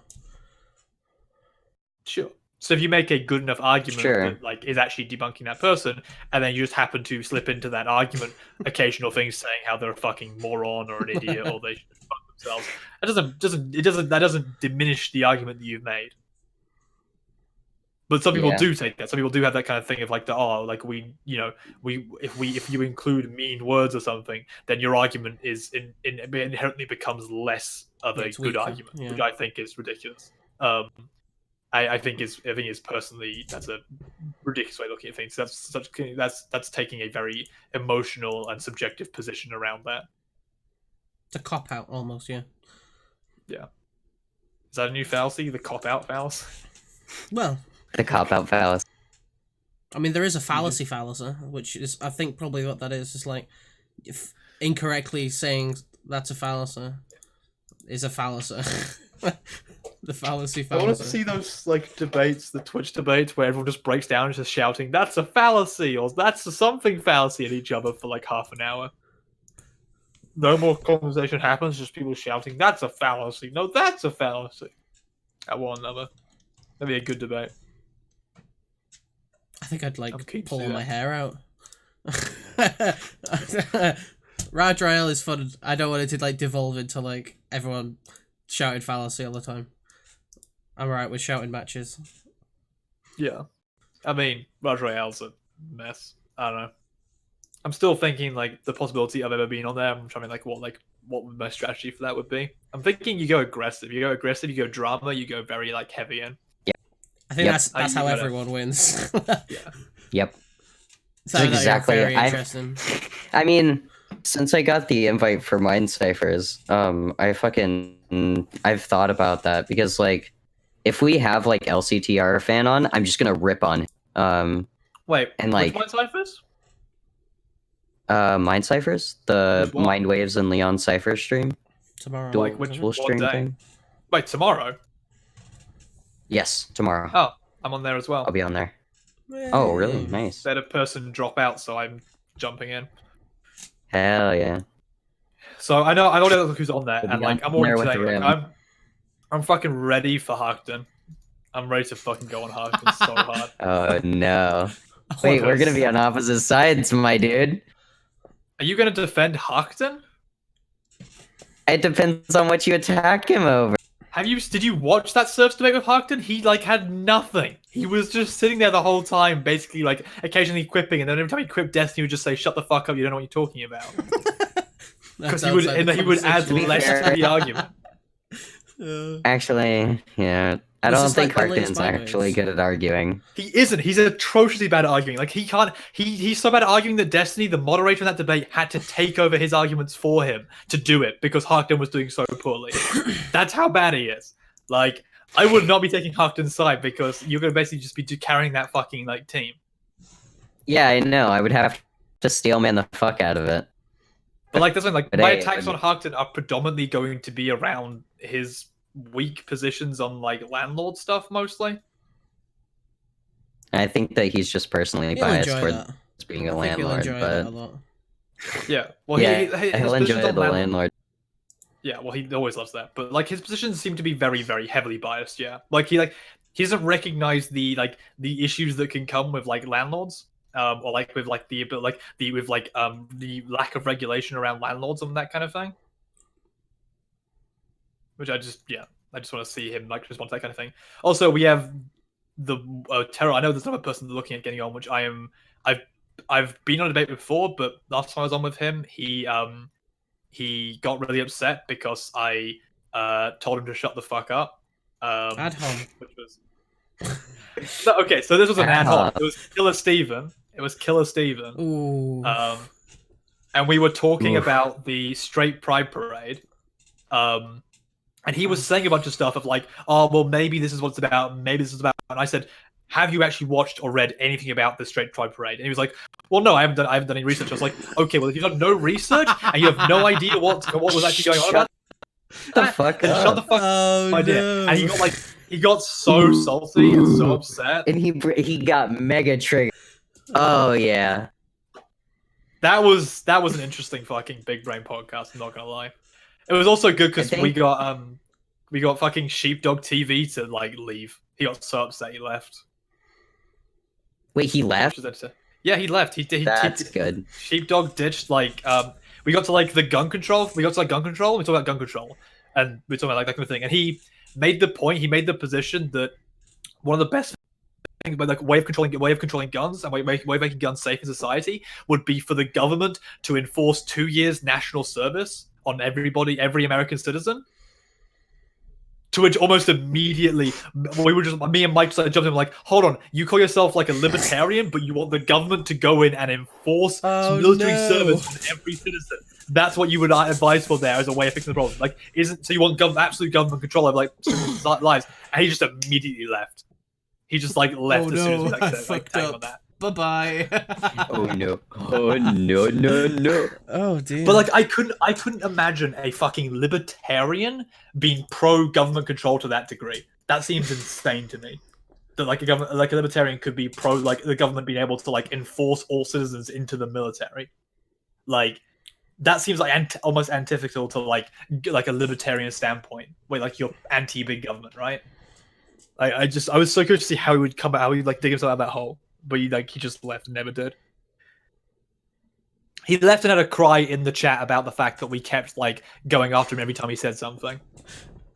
Wait, how did he kept saying? Oh god, I hate people that do that. People that like, it's even worse because he was in the conversation. If you run away, you've said that you don't want to be part of this conversation anymore. I don't think you can. I don't think you should be able to complain anymore after the fact, especially if you left a conversation after you made a point. And then gone, probably wasn't the best point in the world. I'm going to have to leave now. I think you should probably be very quiet about that. Oh, yikes. I'm going to make my point and leave. I hate those people. But yeah. I know, we already had like, it'd been a very confrontational Big Brain podcast up to that point because we had the trans issue came up. The trans thing came up for like half an hour of like basically Sheepdog, Killer Steven, and your toaster TV or whatever the fuck it was, like consistently effectively lying about everybody involved in the trans movement or lying about various trans articles as a way of trying to paint trans people as all, pedophiles and sexual, child molesters and shit. And we would kept being like, show us the articles, like, because we've gone looking and we can't find a single thing like a single thing backing up the statements you've made. Like there is zero fucking evidence to like the kind of thing, and you've basically you've taken things to light about this kind of things and like over and over again. It was such a fucking mess. So I'm ready to go in and kill Steven again because I know he's a fucking idiot. So I'm prepared for it. This is tomorrow, right? Yeah. Yeah. If I wasn't doing Killer getting Steve, popcorn. oh wait, is Killer Steven gonna be on Killer Steven the? has been invited. Ooh. Has been invited. Okay, Yeah, So me and we've Killer Steven got- were invited. so we've got like me, you, Dan, and Rim already. That's the people I and, know have responded. Pixie. Pixie's on too. Puff, yeah, Puff Shake is also on. Oh, Puff And actually, yes. Bastier. Oh yes. A Oh, this neoliberal is gonna be so fun. representation. Neo-lib money man comes again. He's a good meme. Killer Steven's streaming right now, apparently. He's a good meme. Bastier is one of those people where I disagree with him on a lot of things, but we both play EU4, so we agree on that. We play EU4. Also, he has like we agree on like certain libertarian principles. He's a nice guy as well. He doesn't come off very aggressive unless you like really piss him off, which I think we saw on the Raj Riot last week. But yeah, he's generally like. Wait, who was he alright. arguing with on Raj Riot? Oh, who was it? I think it was Wes. I forget what it was about yeah, I though. can see that. Oh, I can it was. see that. It didn't really rub off him really well. I don't know what happened. I don't know. I forget what happened, but it seemed like he got. I'd never seen Bastiat that way before, but he didn't. For the first time, he didn't look happy. Like he usually always has a smile on his face. He's usually like does these winks to his chat. You know, he's always usually quite happy. He had either a very straight face or a very soft face, and it was quite surprising. I didn't think that was Bastiat anymore. It was really weird. I forget what West. Okay, I actually might watch that. God damn it, I haven't watched it. Yeah, I was because everyone was saying that nothing really interesting happened, but. Oh yeah, so Bastiat also like tried to shit on Hassan because Hassan said that something about him like making a stream about building a stream himself, and he was like, yeah, it was nice to get the support from Destiny and the job from your uncle. It's good to see you did it all on your own though. It was like, whoa. I don't know, it was pretty funny. That seems hypocritical, but all right. I never okay. I don't understand using like the argument of like we know there's like, but at the end of the day, most people who get to that like size, you didn't do it all yourself. No way in hell you get to that size. Like even like Bastier like benefited from like Destiny and shit, right? Yeah, like, yeah, but he got, like, that, yeah. Huge surges from fucking Destiny and shit, right? Like none of us get to that point like by like fucking like just natural like just existing in a bubble for like 5 months and then coming out at like 1,000 viewers. Like you always get benefits of somebody. So I don't know, it always feels like a silly point to bring up. Like something goes for me for grifting. I don't normally use grifting as a way of like trying to attack someone because it's so impossible to prove. Grifting's like that the fallacy thing like earlier is like that's another thing that's just thrown around a lot when I think nearly everyone's as you say is like basically is grifting and in like a really simple sense anyway, at least everyone's helping everyone else, like simply put. We can't prove that. It's so hard to prove if someone like is only believing what they believe because it makes them is economically advantageous them to do. It's so hard to prove that because like I mean they might just be believing that and it might be economically advantageous because of that, right? Like there's some people where it brings like you can definitely like accuse them of doing grifting and like have a pretty decent like argument for like that case. I would say people like maybe like Milo Yiannopoulos and like Candace Owens would be a good one too. I mean Candace Owens like immediate fucking flip from like being like trying to be like a liberal like left-leaning black person to like all of a sudden just being like a far right like nationalist in like the course of like 3 months without real fucking jarring. There's always probably that'd be like questionable. Yeah, I've heard. Like, I know. I've heard people accuse what's his name? I forget his name now. Crap. Dave Rubin for being that sort of guy. It seems like he like flip flops on like his like atheism or theism perspective a lot. I've not seen that, but I've heard that a lot. Dave Rubin's he does stuff because it's economically advantageous for him to do so, or he has really fucking like weakly held positions. Because he dropped his gay stuff very quickly. He dropped his atheist stuff very quickly, and very quickly moved over. Even though like most people he had on what I said were like poorly argued for both of those positions against like being like he like flipped from like being an atheist like a month ago, I think it was 2 months ago now, to being like a Christian conservative basically. But like it was a weird flip. He had a quick chat with JP. Exactly, which I was like, if JP is the person that convinces you, like, I don't know how that works. Like, you're an idiot. JP doesn't convince me of anything. Also, do you argue with Rem a lot, Sim? Me and Rem will probably disagree on some stuff tomorrow. Okay, sweet. Because I'm not ready to do a deep philosophy thing with anybody. So if you can just take Rem and just deal with Rem's philosophy shit, like just leave Harkton and Killer Steven for me though. I'm ready to go on those. Okay, Killer Steven's in my area. If any kind of trans shit comes up, we're both gonna be like on that.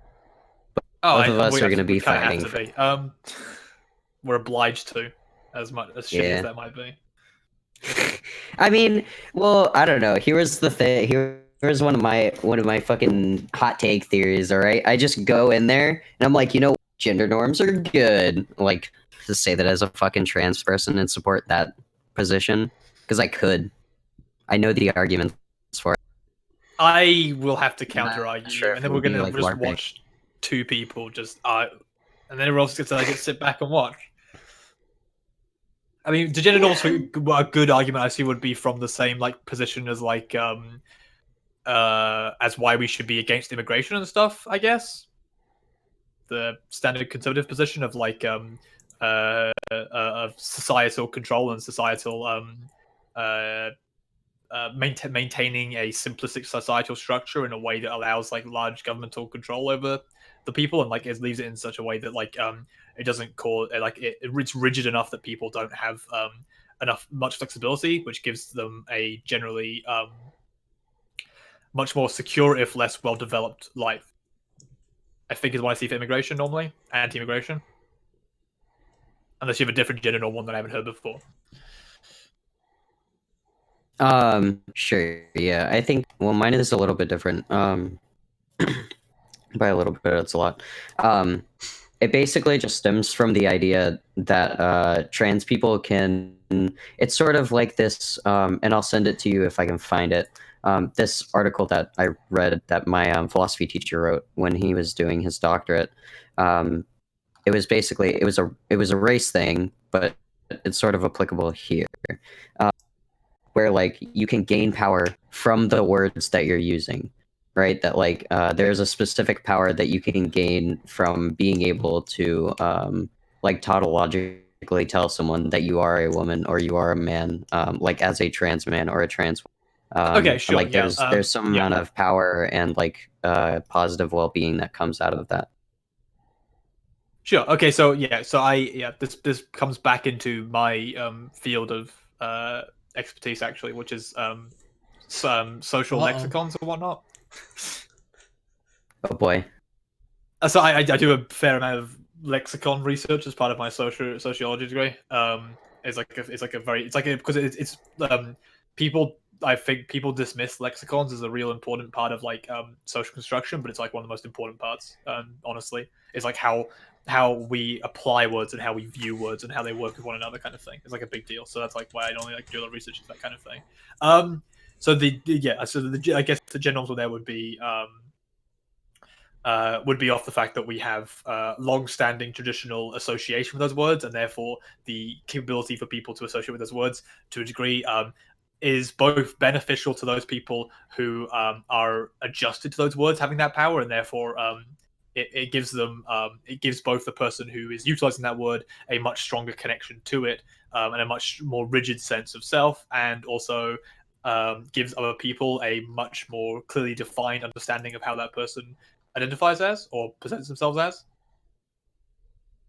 would be, I Sure. guess, the full argument, if I'm trying to think of it right, like how it would be Yeah, constructed. yeah. That would kind of be the gist of the argument.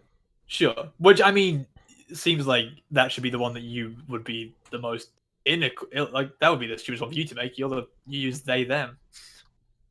Yeah, I agree. That's the most ideal that I would be your own LARPing. position. No, because I would be grifting. The fuck. No, I would be LARPing. Completely, because like my personal position, like as a non-binary person, that's pretty fucking pretty fucking contradictory. That like, or well, not necessarily, but like that's kind of contradictory. That like I would be a non-binary person and then say, you know what, I like gender roles. Like gender roles, I like them. They're good. I fit into those. Like no, that's not true. I think But, probably the yeah, counter argument would have to be probably you'd have to go at it, I think, from a probably a libertarian, I'd have to say a libertarian standpoint, and also I maybe the same position that you take for immigration, I guess, is a way where it's like we're talking about like diversity and the strength of diversity and the strength of like the capability for people to identify as a diverse range to represent their internal identification, whereas a strict gender norms exclude a large number of people from that capability. Also, we get, as a year ago, when it always falls on, I think it always hits the same issue of how gender norms are not, we have our own version of gender norms over here in the Western world that aren't even like well regimented. Like the idea of them not being well structured, I always feels like a hard one because I mean they've changed drastically quite rapidly. I mean, yeah, like what we associate with men and women can change quite drastically over like hundreds of years, kind of thing. Yeah. So it always like hits like that, the linguistic power of like the usage of gender norms and stuff. I always feel like hits a hard brick wall when we start like talking about like minorities and stuff in regards to that kind of thing. Because while that might be beneficial to the majority of people, it is inadvisable when it comes to a minority that could be between like 1 to 5% of people who perhaps don't fall into that kind of thing. And also what we're seeing more and more now with the opening of this lexicon, the opening of this kind of like usage, is that a lot more people who would otherwise have normally just called themselves, male or female, are much more comfortable expressing it in ways that are a bit diverse, that are possibly more in line with how they would actually see themselves, kind of thing. Sure, and like I think I would kind of build on that, and I would say that like within like a gender system, even if it's not necessarily the gender system that we have, maybe there is some way that we could construct like an actual lexicon of genders that people would be able to identify with. But it seems like, well, then I'm gonna put my like it seems like there is there's no perfect way to describe humans. Like we're actually just too complex as beings to put like 1 or 2 labels on and then say yeah. Yeah, that is basically what it boils. But that's what most of gender and sexual theory, the sex theory, boils down to these days. Is the complexity of the human condition is to such a degree that simplistic terms are not the most nuanced to be able to be used across the board.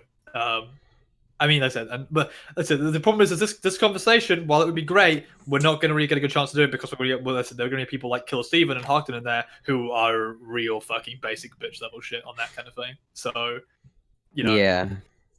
Like I'm talking like we're gonna have to spend. There's gonna be a period of fucking time of arguing Kill Steven about the existence of bimodal distribution of like sexual characteristics and like there is a variation in the way that gender is represented through like human society because he believes purely like binary. So like this is one. It's like these conversations great, but you never get to have them in like these big round tables because you're always stuck with fucking right wingers who will like try to pretend that they know what's going on, but like they normally end up just saying the dumbest shit that everyone's like, oh great, now I have to go back to like fucking primary school biology to try and figure this out. All right, drop the big gender books, the fairy books.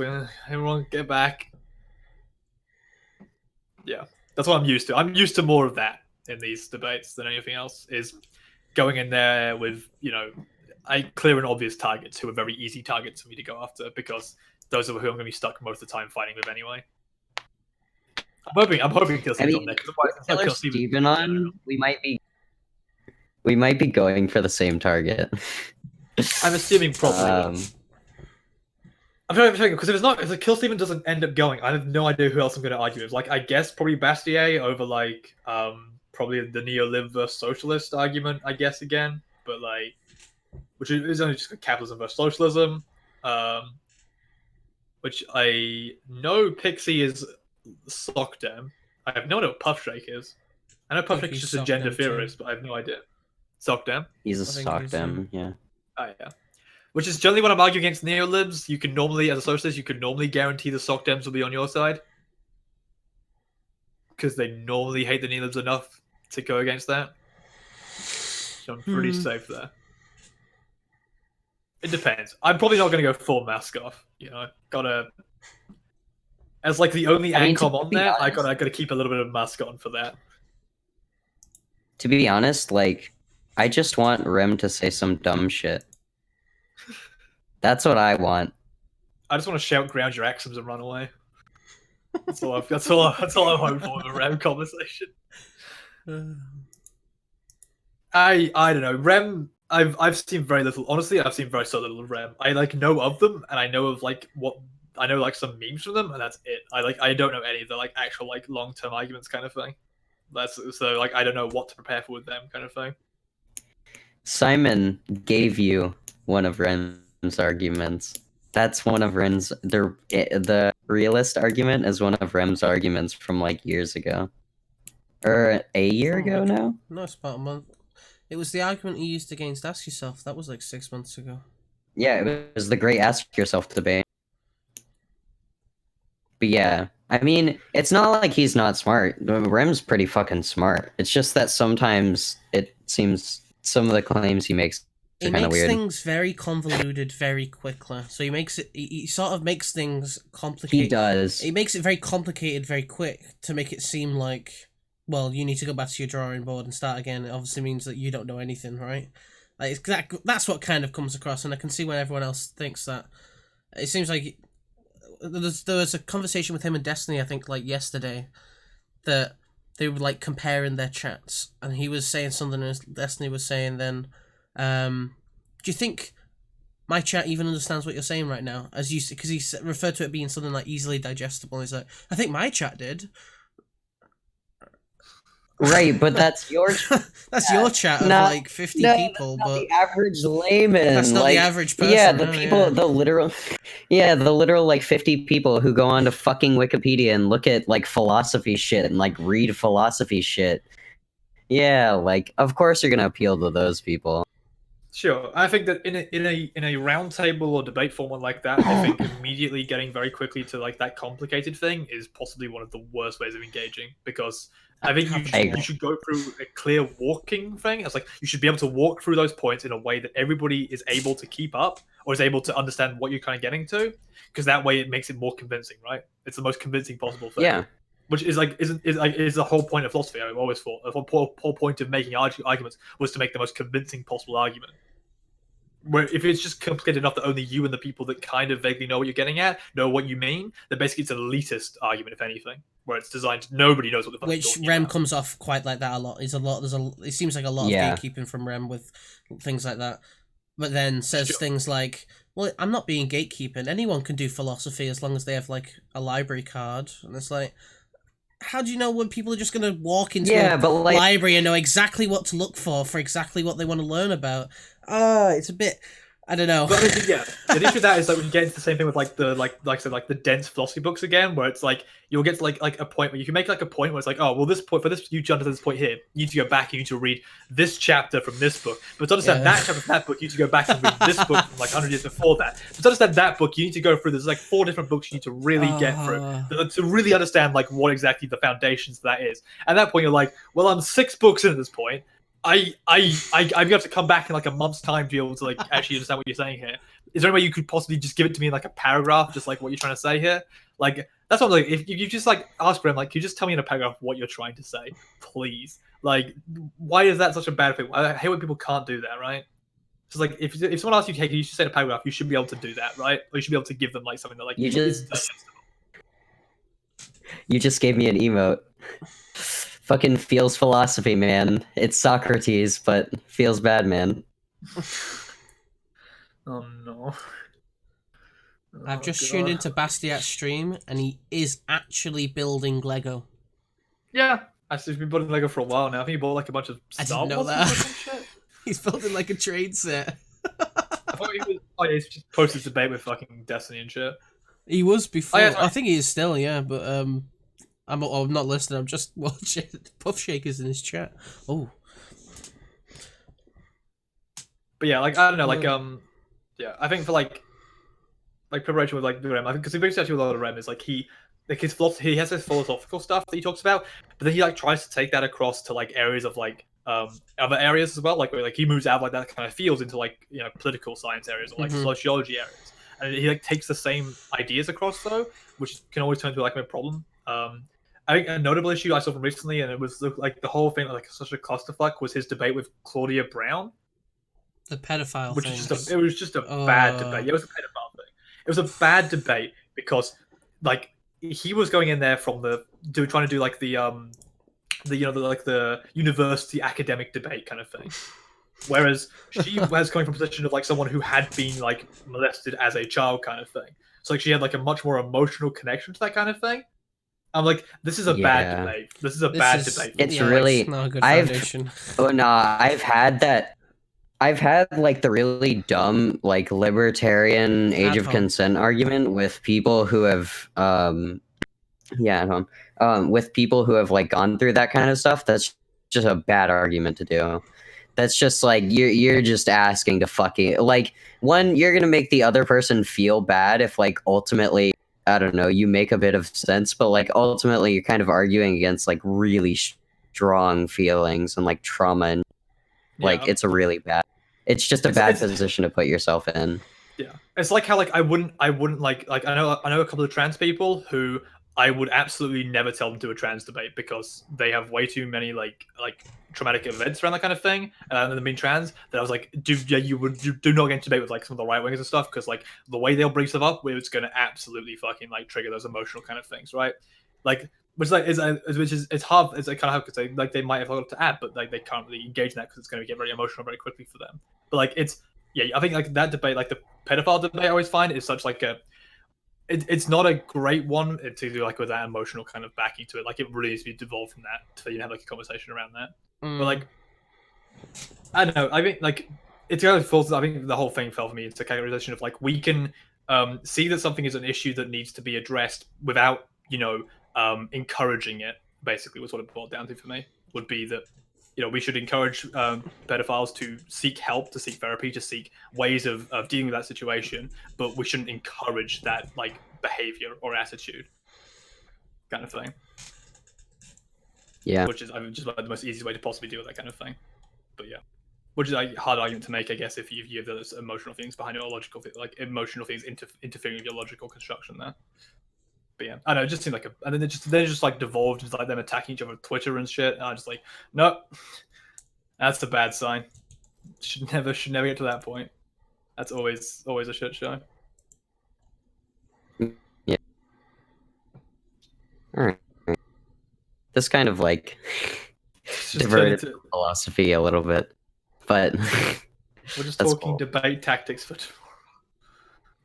We're talking debate tactics and. You know what? No. I feel like fucking shit in fucking quarantine right now. Just fucking debate tactics, alright?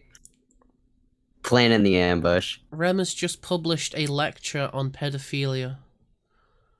What did? Oh, like an hour or two ago.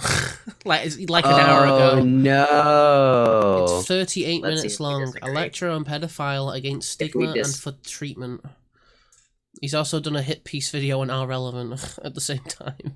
Wait, what? Why is he going after Irrelevant? Wait, what did I miss? They had a conversation. They've had a few conversations about the like anti-realism, realism stuff. And I think as the conversation has turned out, as assuming by the title, reviewing Irrelevant's bad philosopher, must have gone really well. So that's an hour long. That's twice as long as this lecture. So. Oh yeah. Oh god. You know what's hype though? You know what's real hype? I have so many more subs than Rem does. Really? Yeah, I've got 15k. Rem fucking sucks. Yeah, but he has a website. He has like a I thought reading about list and everything. I thought about getting fucking synth.gg. It's $25. None of you fuckers in chat, Steve. Wow. I don't know. This is the classic fucking YouTube to Twitch thing, right? Like, where I find like so many Twitch people are like tiny on YouTube. It's just the translation doesn't really hold up quite as well. Yeah. Well, I think it's also a different kind of audience. Yeah, YouTube like is a lot people more on like digestible. YouTube is, yeah, it's very much like like video. Like I do like 10-minute videos like every like 3 days, right? Whereas like Twitch, like I do like you do like 5-hour streams kind of thing, right? 4 hours, 5-hour streams, which is a lot longer. Oh god. Which is Yeah. very different, like There are, styles. like massive paragraphs in this lecture. Oh no. Yeah, it's like the academic. Oh no. I do like watching D.GG kill itself. That's always a fun time. I do like them going after each other. That's always entertaining. Jesus, that's not a... See, already just opening with reviewing Irrelevant's bad philosophy. That's That's yeah. all Not a good already- start, is it? that already feels biased. That already feels like they're going in there with this particular mindset. Feels biased? I don't think that feels biased. I think that is biased. Yeah. That, Oh. I don't like that shit. Like, so I've watched some of Rem's stream, and I always find it as like the most boring shit. Not as like a complaint against him. I'm sure people love that, but like for me, it is like the worst parts of philosophy boiled down. Appeal to a very, very, very niche audience. Very niche, educated audience as well. Like, you can't just like... Yeah. A normal view just kind of like go into that and be like, yeah, this is like a good stream. It's sort of like, in and of itself, gatekeepy. Well, not gatekeepy, but like, very closed, that's what I mean. Who the fuck is Pascal Leroux? Someone he's beefing with on Twitter. Apparently. I have no idea. Well, Pascal Leroux was a real, like, philosopher that he'd be contradicting from way back when. Oh god, he's got the fucking graph! He's got the graph! He's got the ephebophilia, hebophilia, pedophilia graph! Oh no, I've only like heard of 2 of these. Jesus. 4, 7. Wait, on I know what these are.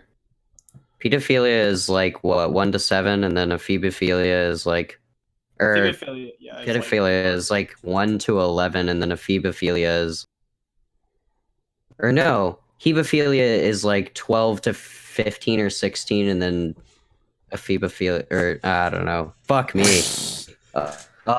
You should probably watch this lecture and educate yourself. Yeah, watch the lecture and then you'll know, yeah.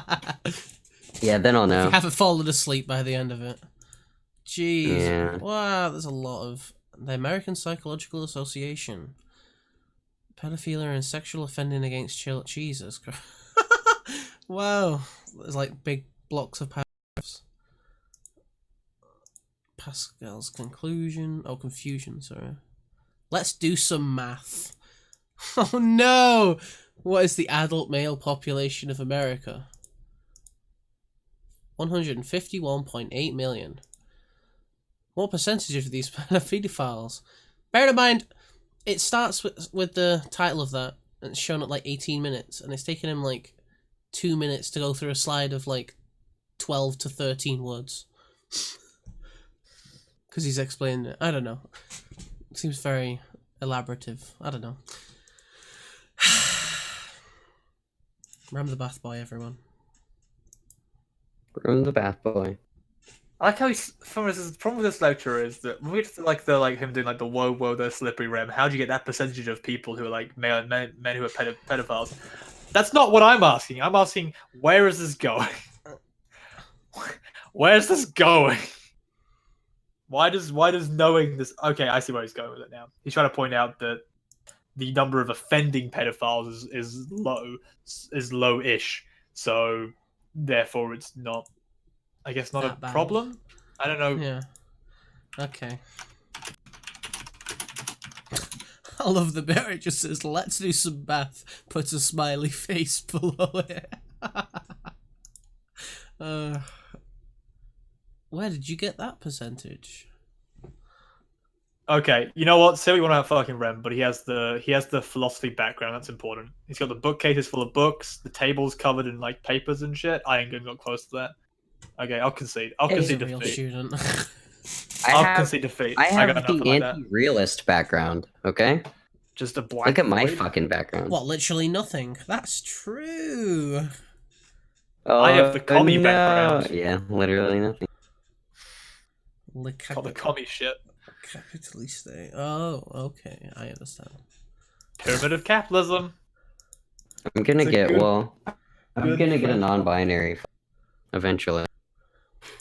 Well, we can't see it because it's in the black void. You could I'll have get a- one right I'll get a now for green. all we know. I'll get a green screen and put that on it. I'll actually have to like turn on. I thought about that. Everyone on that fucking podcast is gonna have their light on, and I'm gonna be chilling here in the darkness.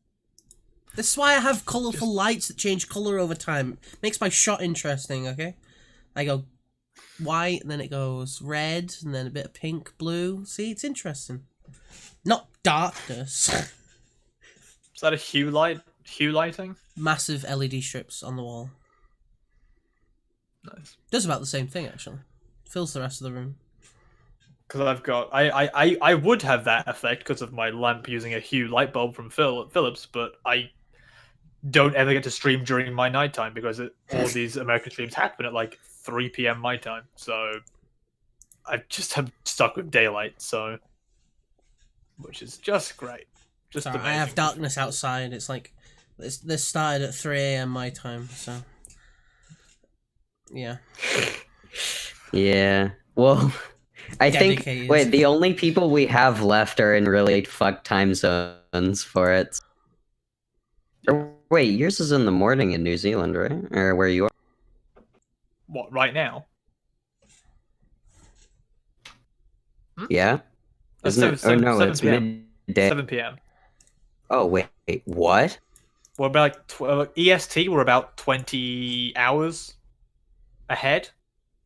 I think What no, the about fuck? 18 hours ahead. It's nearly Saturday. It is, yeah. Saturday is in about 5 hours. That's insane. You've only just started Friday, nearly, right? Welcome to living. Yeah, I literally 44 minutes ago it became Friday.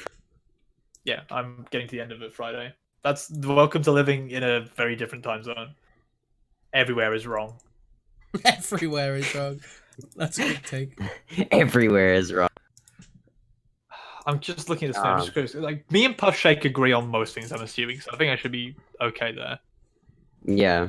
I Puff's think not very me, you, combative and as Puff well. Shake will be like kind of a squad.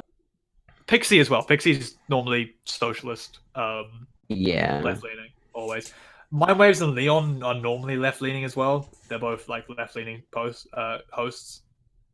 Mindwaves is a damn sock, so Yeah, it's really, you know, against Killer Steven and Harkton here more than anything, honestly. I'm I gonna think end they'll up probably on focus on like Steven. I'm literally gonna end up defending Dan. What the fuck? What are you going to be defending Dan on? That's more I don't know, confusing. Probably to me. his A-tab. dumbass landlord and shit. A-tab. All A-tab. tenants are bastards, okay? That's the meme. That's what will happen. That's what you'll defend him on. That's a bad. I'm it's a not bad on defense, Dan's but side. I say that's a bad way to go. But I'll be Have intrigued fun. to see how you Bad hill to die on. But Yeah. let's do it. how I don't know even how. Yeah, I'm trying how I could possibly. The only way I could defend that would be from like a very egoist position, an egoist Yep. like neoliberal anarchist position. Everyone And is I could- dumb, but me. Yep. 'Cause I'm the best. That would be the only way I could think of defending that position. Would be from that point of view. But in All that right, case, now I know. Now I know the hypothetical that I have to pose is: what if you're smarter than everyone else? Done. All right, I won the argument. Good. But how would you prove that you're smarter than everybody else? It doesn't matter if you know you're smarter than everybody else. But is knowing proof? I mean, This is a microcosm for tomorrow. but it would necessarily knowing something would necessarily imply truth, wouldn't it? Like truly knowing something. I think the issue. Well, I mean, is you knowing something and believing it to be so enough to make that thing in actuality true, or is it just subjectively related to your belief? If I think really hard about God, does that make him real? Yeah. Well, if I rephrase. I believe. There you go. Let me rephrase, okay? So, I'll just say that implied within knowing, you know all that there is about said thing, right? Whatever concept you know fully. So I have an omniscient level of knowledge. Implied omniscient basically level. an omniscient level of knowledge. Basically, yeah. So why not? Let's make landlords omniscient. Is that what we're going here? To the end? This is a weird hypothetical. Also, Pricing of Harkdan, not even close to accurate, but all right. That sounds like the Stefan Molyneux Ask Yourself conversation where they were like bringing up wizards. I don't know when we were listening to that. I forget who said it now. I think it was Ask Yourself that was just like, okay, imagine it was just a wizard that could just do anything he wants. Okay. Yeah. I mean, you just won your argument by granting that, I guess. Yeah, you win. You win by default because of the wizard. This reminds me of when I had my fucking hypothetical like ethnostate argument, where it was like, we found a position where, hypothetically speaking, you could argue for a hypothetical ethnostate to exist without it ever harming other people. But the problem is, for the conditions of that to possibly occur, would be very improbable in our current circumstances of the world. Was the issue we came to, because the hypothetical ethnostate would require none of its citizens to ever question the ethnostate ever at any point. And also for like it was a long debate with someone, like a 2-hour fucking debate, but like we ended up coming to this kind of position of like, yes, like hypothetically speaking, there are conditions that exist that could allow for the existence of an ethnostate that would be a ethnostate that doesn't infringe upon the ability of other people to exist, but also that ethnostate would not be able to exist in our current circumstances. Was the problem? This is like the landlord thing, right? With a smart landlord. Sure, hypothetically, we could maybe find a circumstance where landlords are right, but is that hypothetical even close to a realistic circumstance? Or is it like in like the context of like our variables that we have to work with? Does it even close to work? Is the issue? Yeah. But that's also the problem with hypotheticals, right? It's if you can give me a hypothetical and you give me a way that it does to a degree linked to what we're working with, sure, I'll play with that hypothetical. But if it's so fucking devolved from the conversation, I mean, did you watch the Destiny Serfs Harkdan debate? No, I didn't. I need to. Okay. Or Destiny basically moderated, right? Well, Destiny moderated it, but it wasn't really moderated because Destiny stopped moderating about 10 minutes in when he literally, the first 30 minutes is Destiny telling Harkdan to shut the fuck up. He has no idea what he's talking about. Just like, it's 30 minutes of Destiny telling Harkdan off, and then it's Destiny versus the Serfs while Harkdan sits there looking real sad. It's basically an hour and a half of that. But like one of the points that one analogy that Destiny and Harkdan bring up during it is, for regards, because it's all about CEO pays and shit. Analogy they bring up is that, oh well, if we're talking about like tightrope, right? Like what about a tightrope, right? Like where we would pay a tightrope artist significantly more if they're doing a tightrope, 12,000 feet up in the air compared to someone who's doing one 50 feet up in the air. They're like, oh well, that's the same way that we've like there's like an analogy for why we should pay CEOs who are dealing with a much larger business more money, because they're, to a degree, they're juggling a lot more. It's a much larger business. They're juggling a lot larger business. But the problem with both the analogy and the initial issue is that in the analogy they were like drawing as like a line of like how much more dangerous it was. But the problem is, like, there's a certain point where you are going to die when you hit the ground, regardless of how far you are up. So the analogy didn't hold up there either, because there's a certain point where you should cap the amount they get paid for danger issues, because they're not actually in any more danger the further they go up, because they'll hit terminal velocity. So like, there's no more issue as far as that goes. As like for the CEOs, it's the same issue, right? Where at a certain point, a CEO will kind of at a certain point, a company will be big enough that they'll become a bureaucratic level of management that like reduces the CEO's like actual involvement in the company, to the point that a CEO, like the actual amount of like actual work the CEO needs to put in to manage the company becomes like caps out at a certain point, effectively. So that was like the issue with the analogy for me. It was like, an analogy needs to like make sense and not be confusing as shit, mostly. That's my problem with Destiny. My biggest issue with Destiny is analogies sometimes make no fucking sense. I just don't get what he's going for with them. I don't know. That's just a complaint. Just a complaint I've got from watching the Destiny. I have. So this is getting kind of late. Kind of want to wrap it up. Sure. But there's a meme. Okay, there's a good ass meme. Simon knows this meme. It's a great analogy. It's the best analogy. No, It's because about you free. generalized it earlier to average fucking blue-collar workers, which doesn't apply here. However, other streamers does apply here. Do you see how one is analogous and the other isn't? That's like saying, I No, like it's not. bananas, do you like apples? And then you going, what do you mean? I asked you earlier if you like to eat cars. And you said that's dumb, and now you're comparing apples to bananas. How can you do that? Yes, I like to eat cars. I really want to know the context of what the fuck that's talking about. I was in a conversation about Greek being a sad streamer at the time. That was like a year or two ago. Oh my god. I watched that live. I can't believe I subjected myself to that. That was so The funny. real question there is, did that analogy actually make sense? Would be the real question. I think it did in the context when Because we the went and analogy there would watched have to it be back. that, yeah, we're talking about how bananas and apples are to a degree similar in the fruit categorization, whereas a car is so far removed that you're never going to eat it. Generally, Oh speaking. yeah, because they were because Train was trying to equivocate. Well, he was trying to make the point that like a streamer position of like Greek's level would be something equal to like a blue collar job.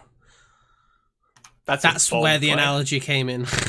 It's like, well, I think he likes to eat cars.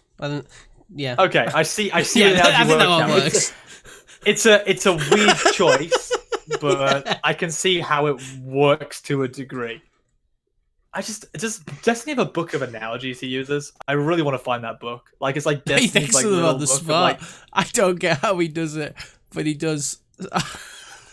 I'd love to see that. Just like okay, here's a situation that like you could make from this, and it's like, now just pick three wildly different things that make no real sense and just throw them together and see how that goes. There's your analogy. As in pointing out how ridiculous their position is by making that analogy. What do you This mean? Angry Destiny's a good You time. said, do you like to eat cars? And now you're comparing apples to oranges. Yeah, that's a good meme. True. Angry Destiny's good Destiny, okay? Hands down. I'm never gonna get annoyed I at hope Angry Destiny doesn't DMCA me. I hope to God that we are in this fucking Mind Ciphers thing and Destiny doesn't do what he did last time, where he just appeared because someone mentioned his name enough times. He's not doing podcasts Oh this month. no! He says he's not Yeah, doing he's podcasts. not doing He podcasts. said True, that we and was on should the be Leon saying. thing. I should have. Yeah, he said that. Yeah. Yeah. I remember that like Leon Cyphers was like doing that with like a bunch of people, and they said like Destiny's name like 5 times, and then Destiny just appeared. I was just like, oh shit, he's been summoned. Oh god. It was literally the fucking Cthulhu effect. You fucking say its name and it appears. Well, somebody Just sent the him a raid link. boss. Someone sent him a clip.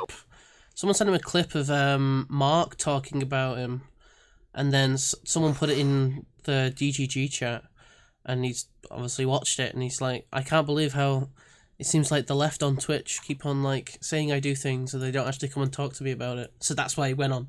Was like, and then obviously Mark disappeared, so because he doesn't want to talk to him. I know a Mark couple can't. of lefties also don't want to talk to Destiny very much. I can't blame them, but I would love to. Right, because usually what happens with lefties is they get fucking outed. Like, usually they don't have just... And even, well, Destiny said it before on his stream, that, like, there are, like, reasonable lefties who want, like, transitional changes that, like, maybe he would agree to, but, like, most of the lefties he's talked to are just dumb as fuck. I think Mike from Central Committee is legitimately dumb as fuck. I don't think that person, like, knows how to operate well. Okay, I don't disagree on the Mike from PA one. Me and a bunch of other people have talked about consistently about how he is not a very good arguer when it comes to the, like, actual making, like, logical positions at all. He's very, very poor when it comes to that kind of thing. Like, you couldn't see any positives in fascism at all. It's just intrinsically bad. That's probably where I, like, stopped listening to him. Yeah, I mean, there are positives in fascism. I just think that the positives are very detrimental to the majority of probably people. Agree, Yeah, it's like the big position. It's like the position that's the most logical to take there. But like, I think like the big thing, like I think I don't remember like the ones I saw. Like, I saw most of the Destiny debates with people. The Destiny versus Serfs, the third one, was actually like the Serfs made some reasonably good positions about worker co-ops and whatnot. It just seemed Destiny just wasn't listening, really, honestly. He was playing Minecraft, so I don't think he was actually paying attention. But like, I don't remember that one. I mean, to be fair, on your third debate with someone who's been as spineless as the Serfs.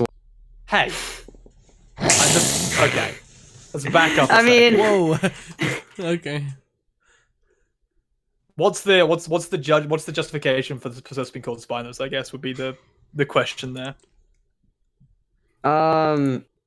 It would probably be the same kind of shit that I would say to Mike from PA, that he literally can't, like, there are problems that can't really be addressed very well by socialism, like, I don't know, the democratic voting of people that could, like, turn racist or, like, whatever. Like, these are things that could happen, and they're just things that he refuses to answer at all.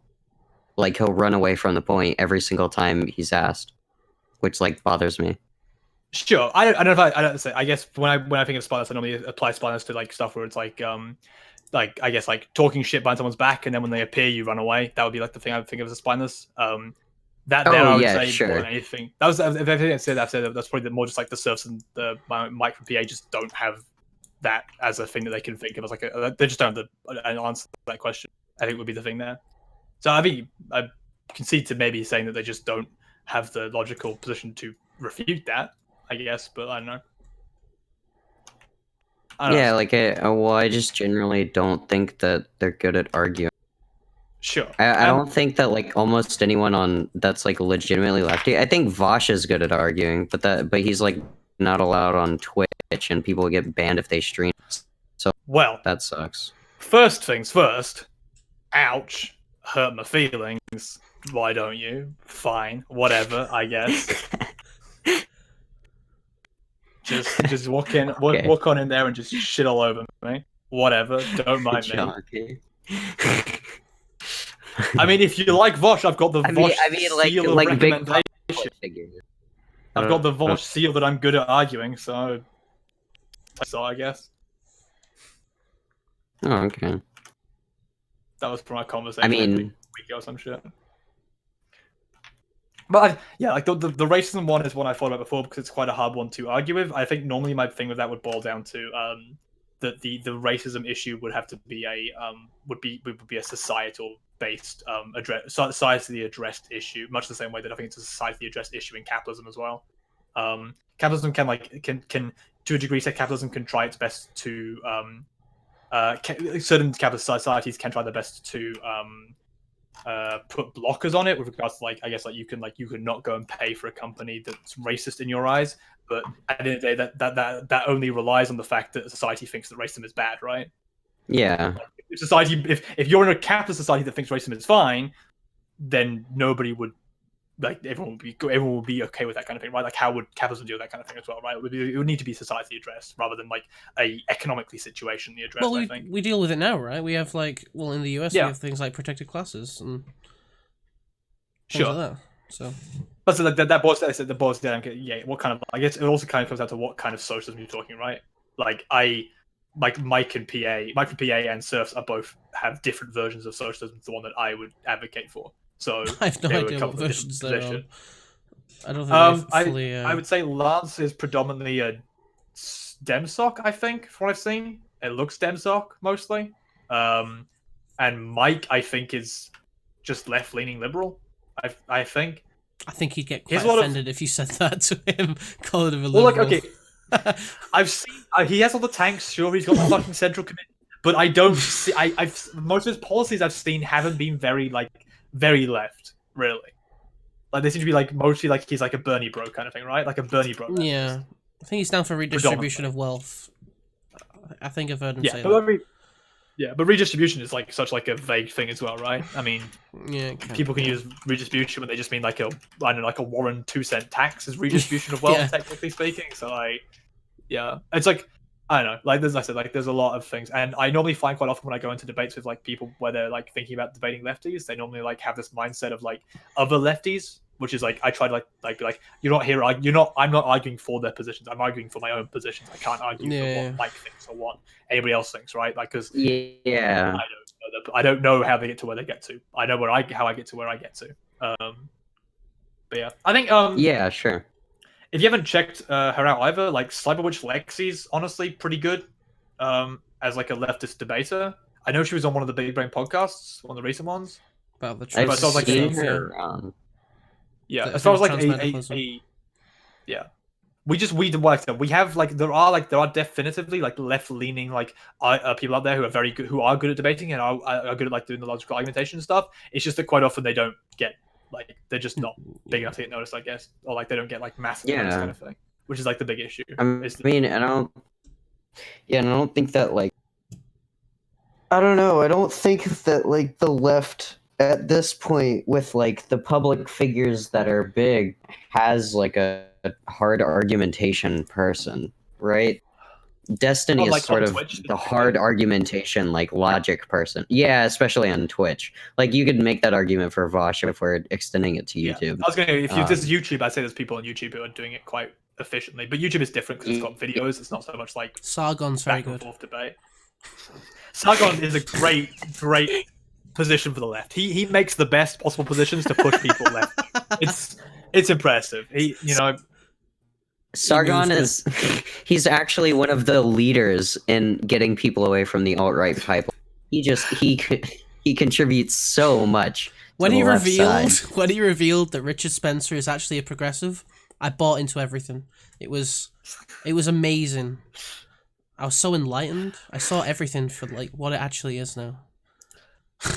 God, Sargon is such a weasel because me and him we're gonna have a debate for a while, but he's like ran away from it, which is really upsetting. He like stopped replying, which is real cut about it. I was really looking forward to that. I was really looking forward. But yeah, I don't I think the left like could do from having like people who are much like better at like argumentation stuff. But like I said, like a lot of those people that like Lexi is hangs out with Vosh a lot, so like they kind of like have like that kind of thing. Like there's other people that like come from Vosh's circle who like have like his like who learned to a degree from like how he argues kind of thing. But yeah, I mean like I said, like I like to think of myself as reasonably good at debating. I haven't put myself into like a me versus Destiny level of fucking thing though, so I don't know how well that would go. But I've debated with Vosh briefly on his usage of the R word around like lexicon usage and whatnot, which he conceded that it's something he should probably stop doing. So I take that as a win. Yeah. But yeah, I mean, I don't know. I think I'm okay at arguing, but I haven't really put myself into a situation. Well, I have. It's just that but I haven't really put myself But into you a situation failed? with the Ben Shapiro video. If you've seen the Ben Shapiro video, I'm not gonna link it and I'm not gonna find it for you. But there's a video of me floating around. Were you one of the college kids that fought Ben Shapiro? Yep. In February. It was like right when I started on my philosophical journey, so I had no idea what the fuck I was talking about. And it was really cringy. That's not a good sign, is it? That's not But good. like I'm just waiting for him to come back down south so that I can do it again. Here's the Hopefully this problem I time. find with Ben Shapiro normally, as far as like my thing with like Ben Shapiro and like his going after college kids is he will normally go after he'll only target like the weakest college kids to go after normally, like the ones who are like most ineffective at like arguing against him, which I always find like the most weaselly shit. Like it's I hate that so much. Like that's like such like a fucking like shit way of like trying to like test your ideas and shit. Yeah, I agree. To be honest, like my plan is literally doing to him what he did to Piers Morgan. Like going on there being like, hey, you're a fucking transphobe. You shouldn't talk about trans stuff because you're a fucking transphobe and you're gonna have bias against it. Look at all these transphobic things you've said and done. Look at all these transphobic things you still you're a fucking transphobe. Stop fucking talking about trans shit. That's basically what I'm gonna say. Okay. I did honestly, I think the best Ben Shapiro debate I've seen so far has been that one on the BBC News. Everyone's saying that. Yes. That's the best one. It's Like, so good. It's so good. Just watching him get so flustered against just someone who's just trying to ask him like real basic questions, like the most standard interview questions, and just watching him get like so flustered he has to leave after 15 minutes was the funniest thing I've seen in a while. I just loved how I love how he kept trying to do like the talking points as well, where he's like, "Oh, you sound like you're like a leftist talking thing." This person and the person's just like, "No, like I'm a conservative voter. I've been a conservative I used to be like on the conservative like MP kind of thing. Like this is like the furthest thing away from like a left leaning person. This is ridiculous." That was a fucking good video. That's some tight shit. Replicate that, that's a win. You replicate that, you're gonna get fucking huge sub boost. That's the way to go. Beat Ben Shapiro, do it on Twitch live. There's your dream. There's your momentum. That's how you get Shapiro fucking. on Twitch, he so would we can all do never. it. He would never go on Twitch. He would never engage with that audience. He's too. That's what I That's would what go you up and say. I would say, go make a Twitch he channel. Literally, he would literally. Yeah, that would be the other part of it. Is that like if he says like some really dumb shit, then I can literally just say like all your sheeple behind you will clap, but like you really do look like a dumb fuck up here whenever I'm posing arguments that you can't respond to. Like that's the gist of what I would say to that. And like I would try my very hardest to fucking humiliate that person. Holy shit. Like this is why I brought up like the argument ad hominem towards public figures, because fuck this person. I want to know if it's actually, I don't even care if it's morally right to do. That's the way to go, right? If you can justify the ad hominems, then I don't think it's an ad hominem, really. I mean, to Ben Shapiro has enough. I think Ben Shapiro is absolutely faulted enough in like his positions that you can actually take him down without having to be like ad homs. And you could just mix the insults in there, right? Just weave them in. Yeah. Get best of both worlds. This is my point. I'm thinking more like, and you're dumb. Yeah. And have someone in the crowd with a camera filming it for Twitch. There's the plan. They live stream it to YouTube, so someone always is recording that. Exactly. And like the dream is actually like doing all that shit and then like flagging him down for like one last question and going twitch.tv/TheSyntheid and then fucking holy shit. That'd be pretty good. That's the fucking meme. That's the meme. Hopefully he'll come down here. Actually, no, I don't need to get prepped for tomorrow. What I'm talking about. Tomorrow's gonna be easy. I just remembered like what do I even get? Like, there's no I don't know the topics. I've got no idea what to prep for. I think you'll get the list tomorrow. They haven't sent us the topic. You'll get the list. Apparently, we'll get a group chat within 12 hours and the topic list out. There you go.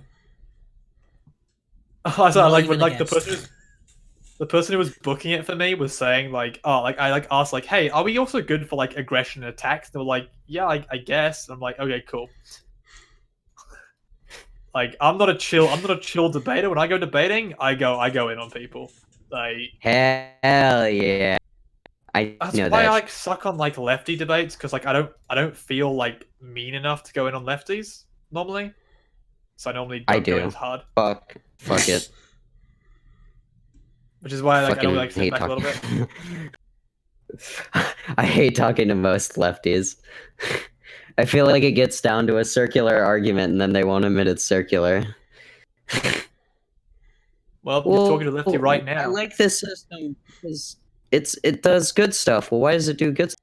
Well, look, on the thing, in the concept, it says it does good stuff. See? It does good stuff.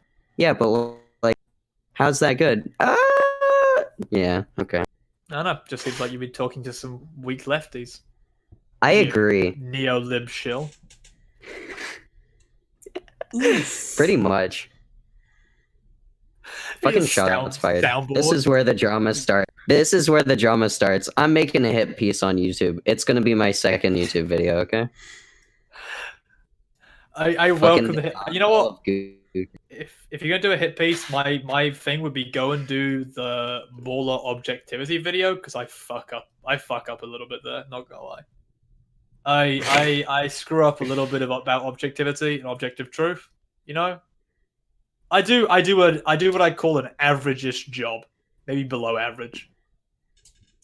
Because I just bummed it for that one, really, honestly. But you know what? Everyone has bad videos. You gotta bounce back from them. I have one video. Yeah. It's a good video. I have all good videos. So you got one. That classic 100%. Damn right you have a good video. 100% record, exactly. No. Never I'm look I at you don't know. again. I am looking forward to tomorrow. I'm intrigued to see how it's going to go. Oh, I should hope can't wait Kill to Steven watch. cries again. It should be fun. I really do. I really hope Kill Steven cries again. I've heard these stories of him, like, of him crying or running away and things like that. I've never seen it. I've not got any clips to like reference it. So, please. He got so salty. he literally shut up. For like, let's go. He shut up for like 30 minutes and then was like, "Hey, you've been quiet for a while, Kill Steven. What do you want to say?" He was like, "Oh, I'm just going to told to shut up again." And I'm like, Get Holy shit. Fucking cry. Fucking cry. Holy shit. that was a good Big Brain podcast. I really That's a enjoyed good that. meme. That was a did time. I really enjoyed that because Sorry. he did like he made the like argument that every citizen should have a nuke as well, and I was like, is this a meme or am I like legitimately arguing against this? Is Like, this a... Oh no. Redistribution of nuclear weapons. I like that. I didn't know. I was like, is this a meme? Like, should I just like laugh this off or like I'm gonna do arguing here? Like, because I can never tell Kill Steve because like half his shit is just memes. That's Half the his real stuff is- pro-gun position. Everyone should have nukes. Well, because he's a fucking Sterner. He loves Sterner. I've no pretty idea what it sure. is either. Oh, he's the father of egoism. Yeah, he's the egoist and cap daddy. They all love. Yeah. They all love Sterner. I gotta be honest. As much as I am an egoist, some of Sterner's shit is really fucking stupid. A lot of his anarchy shit is pretty fucking stupid. At least, well, from what I've read. Yeah, I don't know. What I've seen from some of his ego stuff just feels like really it feels like it would require every single person to be completely 100% self-sufficient and never ever have to ever interact with one another ever again. Was like what I felt like it was coming away from, and I was like, this just seems like implausible. Like I don't know how you get to this possible position. But Yeah. But the dream. But I mean, that's something like, I mean, in an ANCAP though, if you're pro fucking people owning slaves, that would require people to interact with one another, right? I mean, wait, it's okay for you to sell each other to sell yourself to slavery, right? That's the important thing. Bloody hell. I mean, as long as you can sell your organs, you should be able to. No, I'm not gonna do that meme. Wait, what do you think about that meme? The should you be able to sell your organs? So the issue, the selling your organs thing, I always put it like, so recently, Wait, can I guess? you could. It's gonna definitely be it disproportionately affects poor people. try. I mean, yeah, obviously it's going to disproportionately affect. I mean, that's just a given. I wasn't even going to go about that. I wasn't even going to go into that. I was going to. That seems like a given, right? I mean, any capitalist system, the worst effects of it are going to disproportionately affect poor people, right? Because those are the people that are going to be most desperate for an economic advantage. I was saying, like, is slavery the same thing, right? Slavery is chattel slavery would mostly affect poor people because they would be the ones most likely to sell themselves. Unless, of course, you're like, I guess, a rich person with like a real hardcore BDSM fucking fetish or some shit. I guess they would. I guess they'd do it, but like, that's a real like minor case. I 1,000. think that. Yeah, I agree. But like, I think like I guess that falls in the category of like the selling yourself kind of thing would be if the organs that you are opting to sell, and we're assuming that I'm stuck working within the hypothetical situation of a capitalist society where like I can't just like remove capitalism, which I'm going to assume I can't do here. Just clarifying that. Yes? Oh no. Hello? No? I'm sorry. I tried to look up your Twitch and then I missed like 2 words and then I. No. What just happened? I went to look up Gutian's channel to link it, okay? And then I missed words. Is that it? But I can't.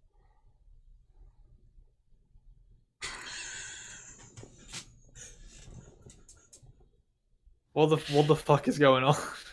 I don't think Sid heard what you said. Wait. Okay.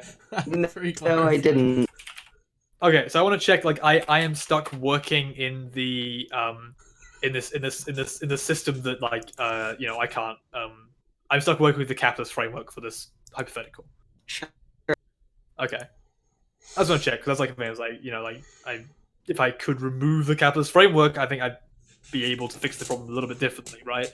But like I said, so if people can sell their organs, then from a libertarian position, as long as the sale of their organs would not drastically affect their life in a way that they could perhaps not potentially be able to understand, then I think maybe fine, I guess. Like if So I like think the sale, informed consent? yeah, the sale of organs would be something like a euthanasia and whatnot, right? Like where like it would require probably a level of like a level of possibly a psychiatrist to ensure that they're in the right mind to do that, a doctor to explain the potential causes of them engaging in that activity as a way to ensure that they have absolute knowledge going into that this is something that they definitively want to do. But as a libertarian, I can't tell someone they can't do that. So if they are aware of the effects on themselves and they are aware of the effects on themselves and they're aware of the effects on how it may affect their life, then I don't think there's any way I could possibly stop them from engaging in that. Hell yeah, we agree. I think this is the thing I've talked about. Like people like get this kind of mindset, right?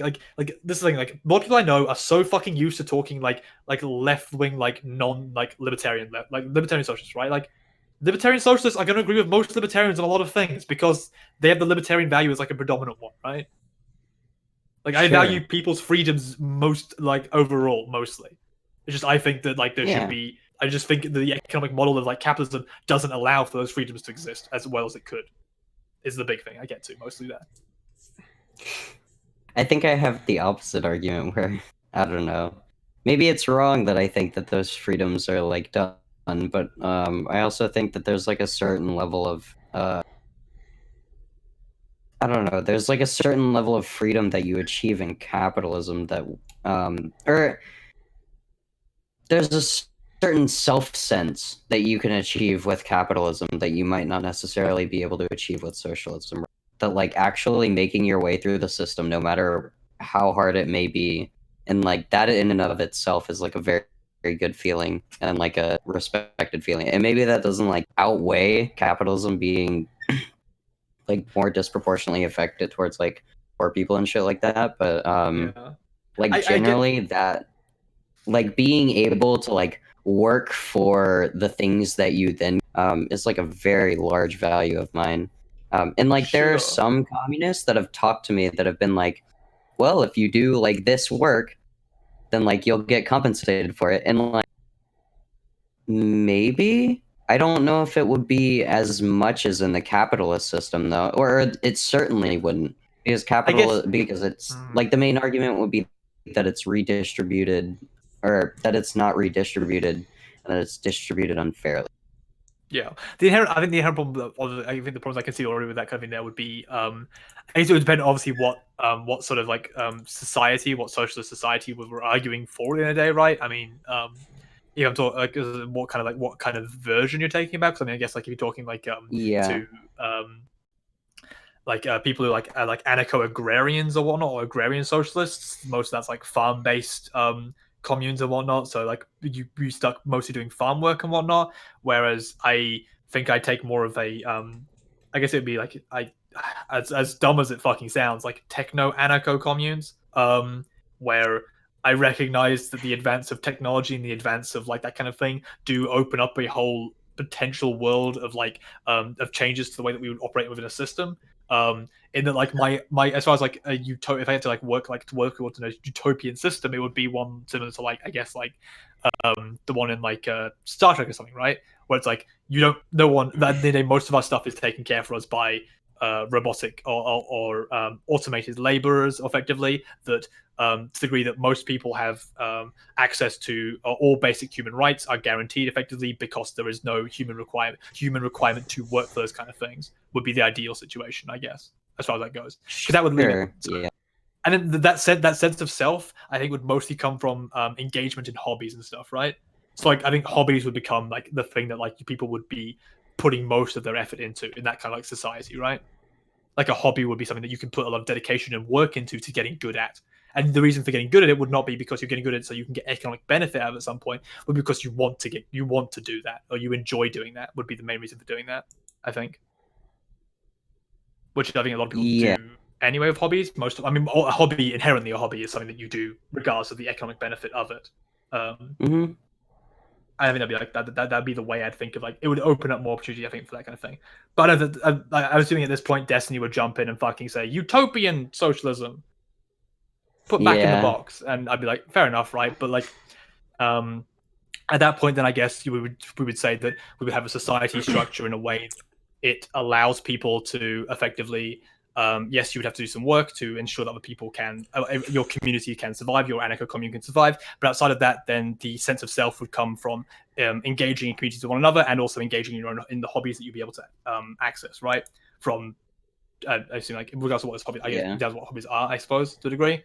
But yes, like, yeah, that's the thing. Like, it's down to like, I guess like a lot of leftists that you would argue with would probably be people who are much more focused on the central planning committee, large cog in the machine socialism, where I generally favor a much more devolved, non-hierarchical model of like federated communes and that kind of thing as a system. Yeah. Okay. Yeah. Here's a meme. Epistemic anarcho God commune. damn it! Why did they? Hell yeah. But yeah, I'm hoping already you might see the fact that like at this point all I'm hoping to do is just be like hoping that maybe you'll see that some leftists aren't shit at arguing. Just praying. No, there are definitely leftists that are good at arguing. I just think the ones that take the forefront are really fucking stupid. Like, I don't think it's a problem with like, well, maybe it is a problem with the left in general, but I feel like it's a problem with people in general that they can't justify shit. So I would level that argument at like everyone. But like it seems like the lefties that are on Twitter are like pretty bad about not being able to justify shit. You go like, I think Destiny said it again in his fucking when he talked to that doctor psychiatrist dude, where like you literally go in and like you'll ask like 2 questions, and then they'll like start crumbling from like 2 questions in, and like not be able to apply the concept or the theory to like hypotheticals, and I think that's pretty bad. Sure. Well, I hope to maybe break that illusion a little bit, I guess. Hell yeah. I mean, we need like good lefties. Okay. See how that works. I'm See not how trying that to works. be- See how that goes. I mean, I don't know. I'm not a revolutionary radical lefty. I assume with what you say, I am generally in favor of working with most Dem Socs or Soc Dems to try and push reform through. Because I think that there's a degree of truth in the idea that like people who believe that revolution is coming anytime soon are LARPing a little bit. I think a revolution in the USA or UK or Australia is a bit of a pipe dream. I don't think it's feasible in within the next like 100 years max. I don't know about after that. Who knows what happens? Things might change at that point. But right now, I can't see any way for that occurring. I mean, you know, Yeah. things might get drastically worse in America to the point that it might be more plausible. But right now, I can't see a way of that feasibly occurring. Maybe if Trump got elected in again, and then Pence ran, and then Pence like created some really fucking weird laws because he fucking would. Like maybe if that happened, we might like get pushed towards a revolution. But like thinking... short of like nuclear shit, we're not gonna get pushed Sure. towards Well, revolution. the only way I could see it feasibly happening would be if next year the political situation in the US destabilized to the point of a civil war of some kind. That would be the only way I could see of an actual like a revolution even feasibly happening. And like I said, it's not implausible that there might be some violent shit next year. I don't know if it'd be civil war though. I think I mean, we already have violent shit happen. Yeah, but it's gonna get just worse. not- I think. I mean, it's undeniable it's gonna get worse. I know it's gonna get better. I mean, who knows? You know, Yeah, I agree. The guidance I have right now is I feel like someone might get assassinated. Is my thing.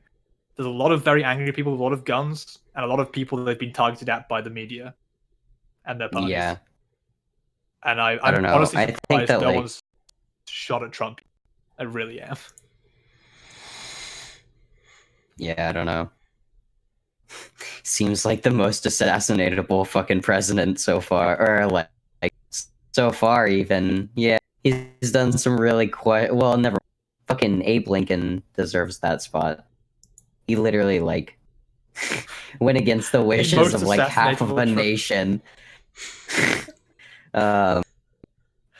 I mean, we'll see. I mean, Did it- Trump only has what 30% support right now, and the trial stuff is all over the place. I mean, yeah, like I don't think- know. It's Yeah, I don't think Worrying. there's a chance for him to get like really impeached though, because the Senate for 2/3 of this to like actually say that he should be impeached. That seems like really far off. When I think don't Republicans control the Senate? I'm pretty sure. yeah. Republicans currently control the Senate. It would need 4 senators Yeah. to flip for there even to be a chance of the trial to be successful, which is just not going to happen. That's insane. Yeah. It's more the American populace, I think, is a big thing, where like the populace is so divided on Trump that I feel like it's very it's very tense right now as the situation goes. I think like I was saying, if Trump wins next year and it's like and people are faced with another 4 years of Trump, I think there's no way someone isn't going to try and take a shot. Oh, And if he gets yeah, for killed, sure. that's gonna be a incredibly fucking like devolving situation. I have no idea how that would come out as like positive. So I don't know. Well, I guess how did the U.S. respond to JFK? Well, then again, JFK was like actually a good president, and people actually liked him. And the issue with but, JFK, like- the issue with JFK wasn't the time of intense strife there wasn't between the American and other Americans. It was between America and Russia, and it was I don't know if you buy into conspiracy theory shit, but based off what we have like from the intelligence reports, it was a lone gunman who shot JFK, who had no affiliations with any groups. Mhm. Which I don't know if that's how believable that is, but it was what they say it was. So, and yeah, nothing really seemed to happen post that, but. There wasn't like right now. It's mostly America versus America at this point is the big thing. Yeah, Most heads. there's like a huge amount of infighting. Yeah, which I mean, And then, you know, like, fucking it kudos goes to Russia. even farther. Fuck, you go. I was just saying kudos to Russia. That's all I was saying. You go. Yeah, it seems like we have like a really huge divide, and then we have like infighting on the left. Because like we have this fucking capitalism, socialism, communisms, where like we're kind of in these weird 3 economic like frameworks, but like no one knows how to go about actually going towards those frameworks. I mean, the capitalists know how to keep it where it is, but like the socialists don't seem to know how to like introduce bills to actually progress. At least as far as I know. But they haven't been able to for the last 4 years. That's kind of the point at the moment. Of like Also, Trump, yeah. The infighting's happened on the other side as well. That's also quite funny. Is it really? Well, with the whole Charlie Kirk Fuentes thing. Not just That's that, you've been also got pretty the Lincoln Project just popped up recently, which is the a new project funded basically by a bunch of people who are anti-Trumpers, as a way of trying to like possibly push Trump out of the party. That's a big one that popped up recently. Was the Lincoln Project, what they called it. I know too much about America. I really do. Same. I don't know. I hardly know much about my own country's politics compared to US. It's really bad. I know a lot about a lot of countries because this is like what I do for a fucking half living at this point. So there's a degree of dedication to that. It gives me a sense of self to put the hard work in here and get economic benefits reaped from that, as someone might say, if they were going to phrase that in a certain method. Also, hang on, wait. I mean, Bastiat's thing just says communism fascism debate. I don't. Is he Yeah, arguing I with a saw communist fascist? Is he arguing for one of those sides? What's going on here? Wait, what? Yeah, I'm confused as well. I don't know. I'm so confused. Is there a communist and a fascist on at the same time? Like, is that? If Bastiat's doing the classic fucking, all communists are secretly fascist or some shit thing, I'm gonna be annoyed because that's a political fucking minefield of ignoring terminology and shit. God damn it. yeah. God fucking damn it. I think it's authoritarian communism versus Bastiat. It's what it seems like from what I'm like. So 5 why is seconds it of watching. communism fascism? Because he's a fascist, because he's a capitalist. That's the meme. I'm so Oh, confused. there's apparently a German on his chat. Oh well, okay. I was gonna say his chat's kind of calling her an actor, and I read that wrong because I know it. I wasn't that. Not making false claims about his chat. Jesus. I mean, his chats are. I find his chats mostly a shit show. I usually don't read chats anymore. I just don't. watch the If you're gonna embarrass streams. someone, don't read their chat. It's always a bad idea. It's always a bad idea because their chats are always going to be shit. I always say to people when they come on to like debate with me, I'm like, don't read my chat because they will call you out. They will say dumb shit about you. Just don't read it. Like, I can't control them. I'll stop them if they say anything bigoted, but that's as far as I'm going to go. Anyway, He's done his is there anything else we stream. need to cover? I we just rambled on for the past like hour and a half. Yeah, I was like, yeah, we should probably wind this down, and then we started getting into like literally everything. Okay. There's nothing bad about that. No. Every philosophy stream ever. We should probably stop now. 2 hours later. I mean, damn it. what we covered anti-realism. We covered like fucking libertarian, like I don't know, kind of covered fucking pedophilic argument type a little bit. Talk about the left. Talked about the left and the right. Yeah. It's been productive. Talked about your preparations for tomorrow's bloodbath. Yeah. That's gonna be funny. Oh, maybe he's arguing for Nazbol. What? It might be a Nazbol.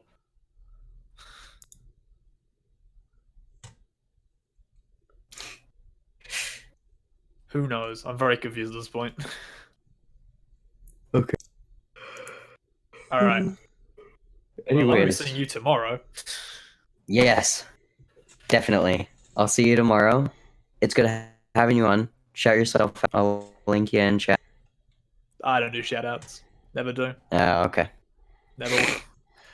People like it, they'll know where to find me. Or they won't. All right. Oh, they won't. That's the two options. Yeah. Good having you on. It's good talking to you. Yeah, if you ever I'm want glad we met. to talk socialism, knock it out. Wait, when did we met on what podcast? Was it on Leon Micros? Cyphers. It was on Leon's. Yeah. Like, oh, that was a while ago then. My life has become a jumble since I started actually participating in the community. It's all just a mess. And then you argue with people and you think you're going somewhere, but who knows? Yeah.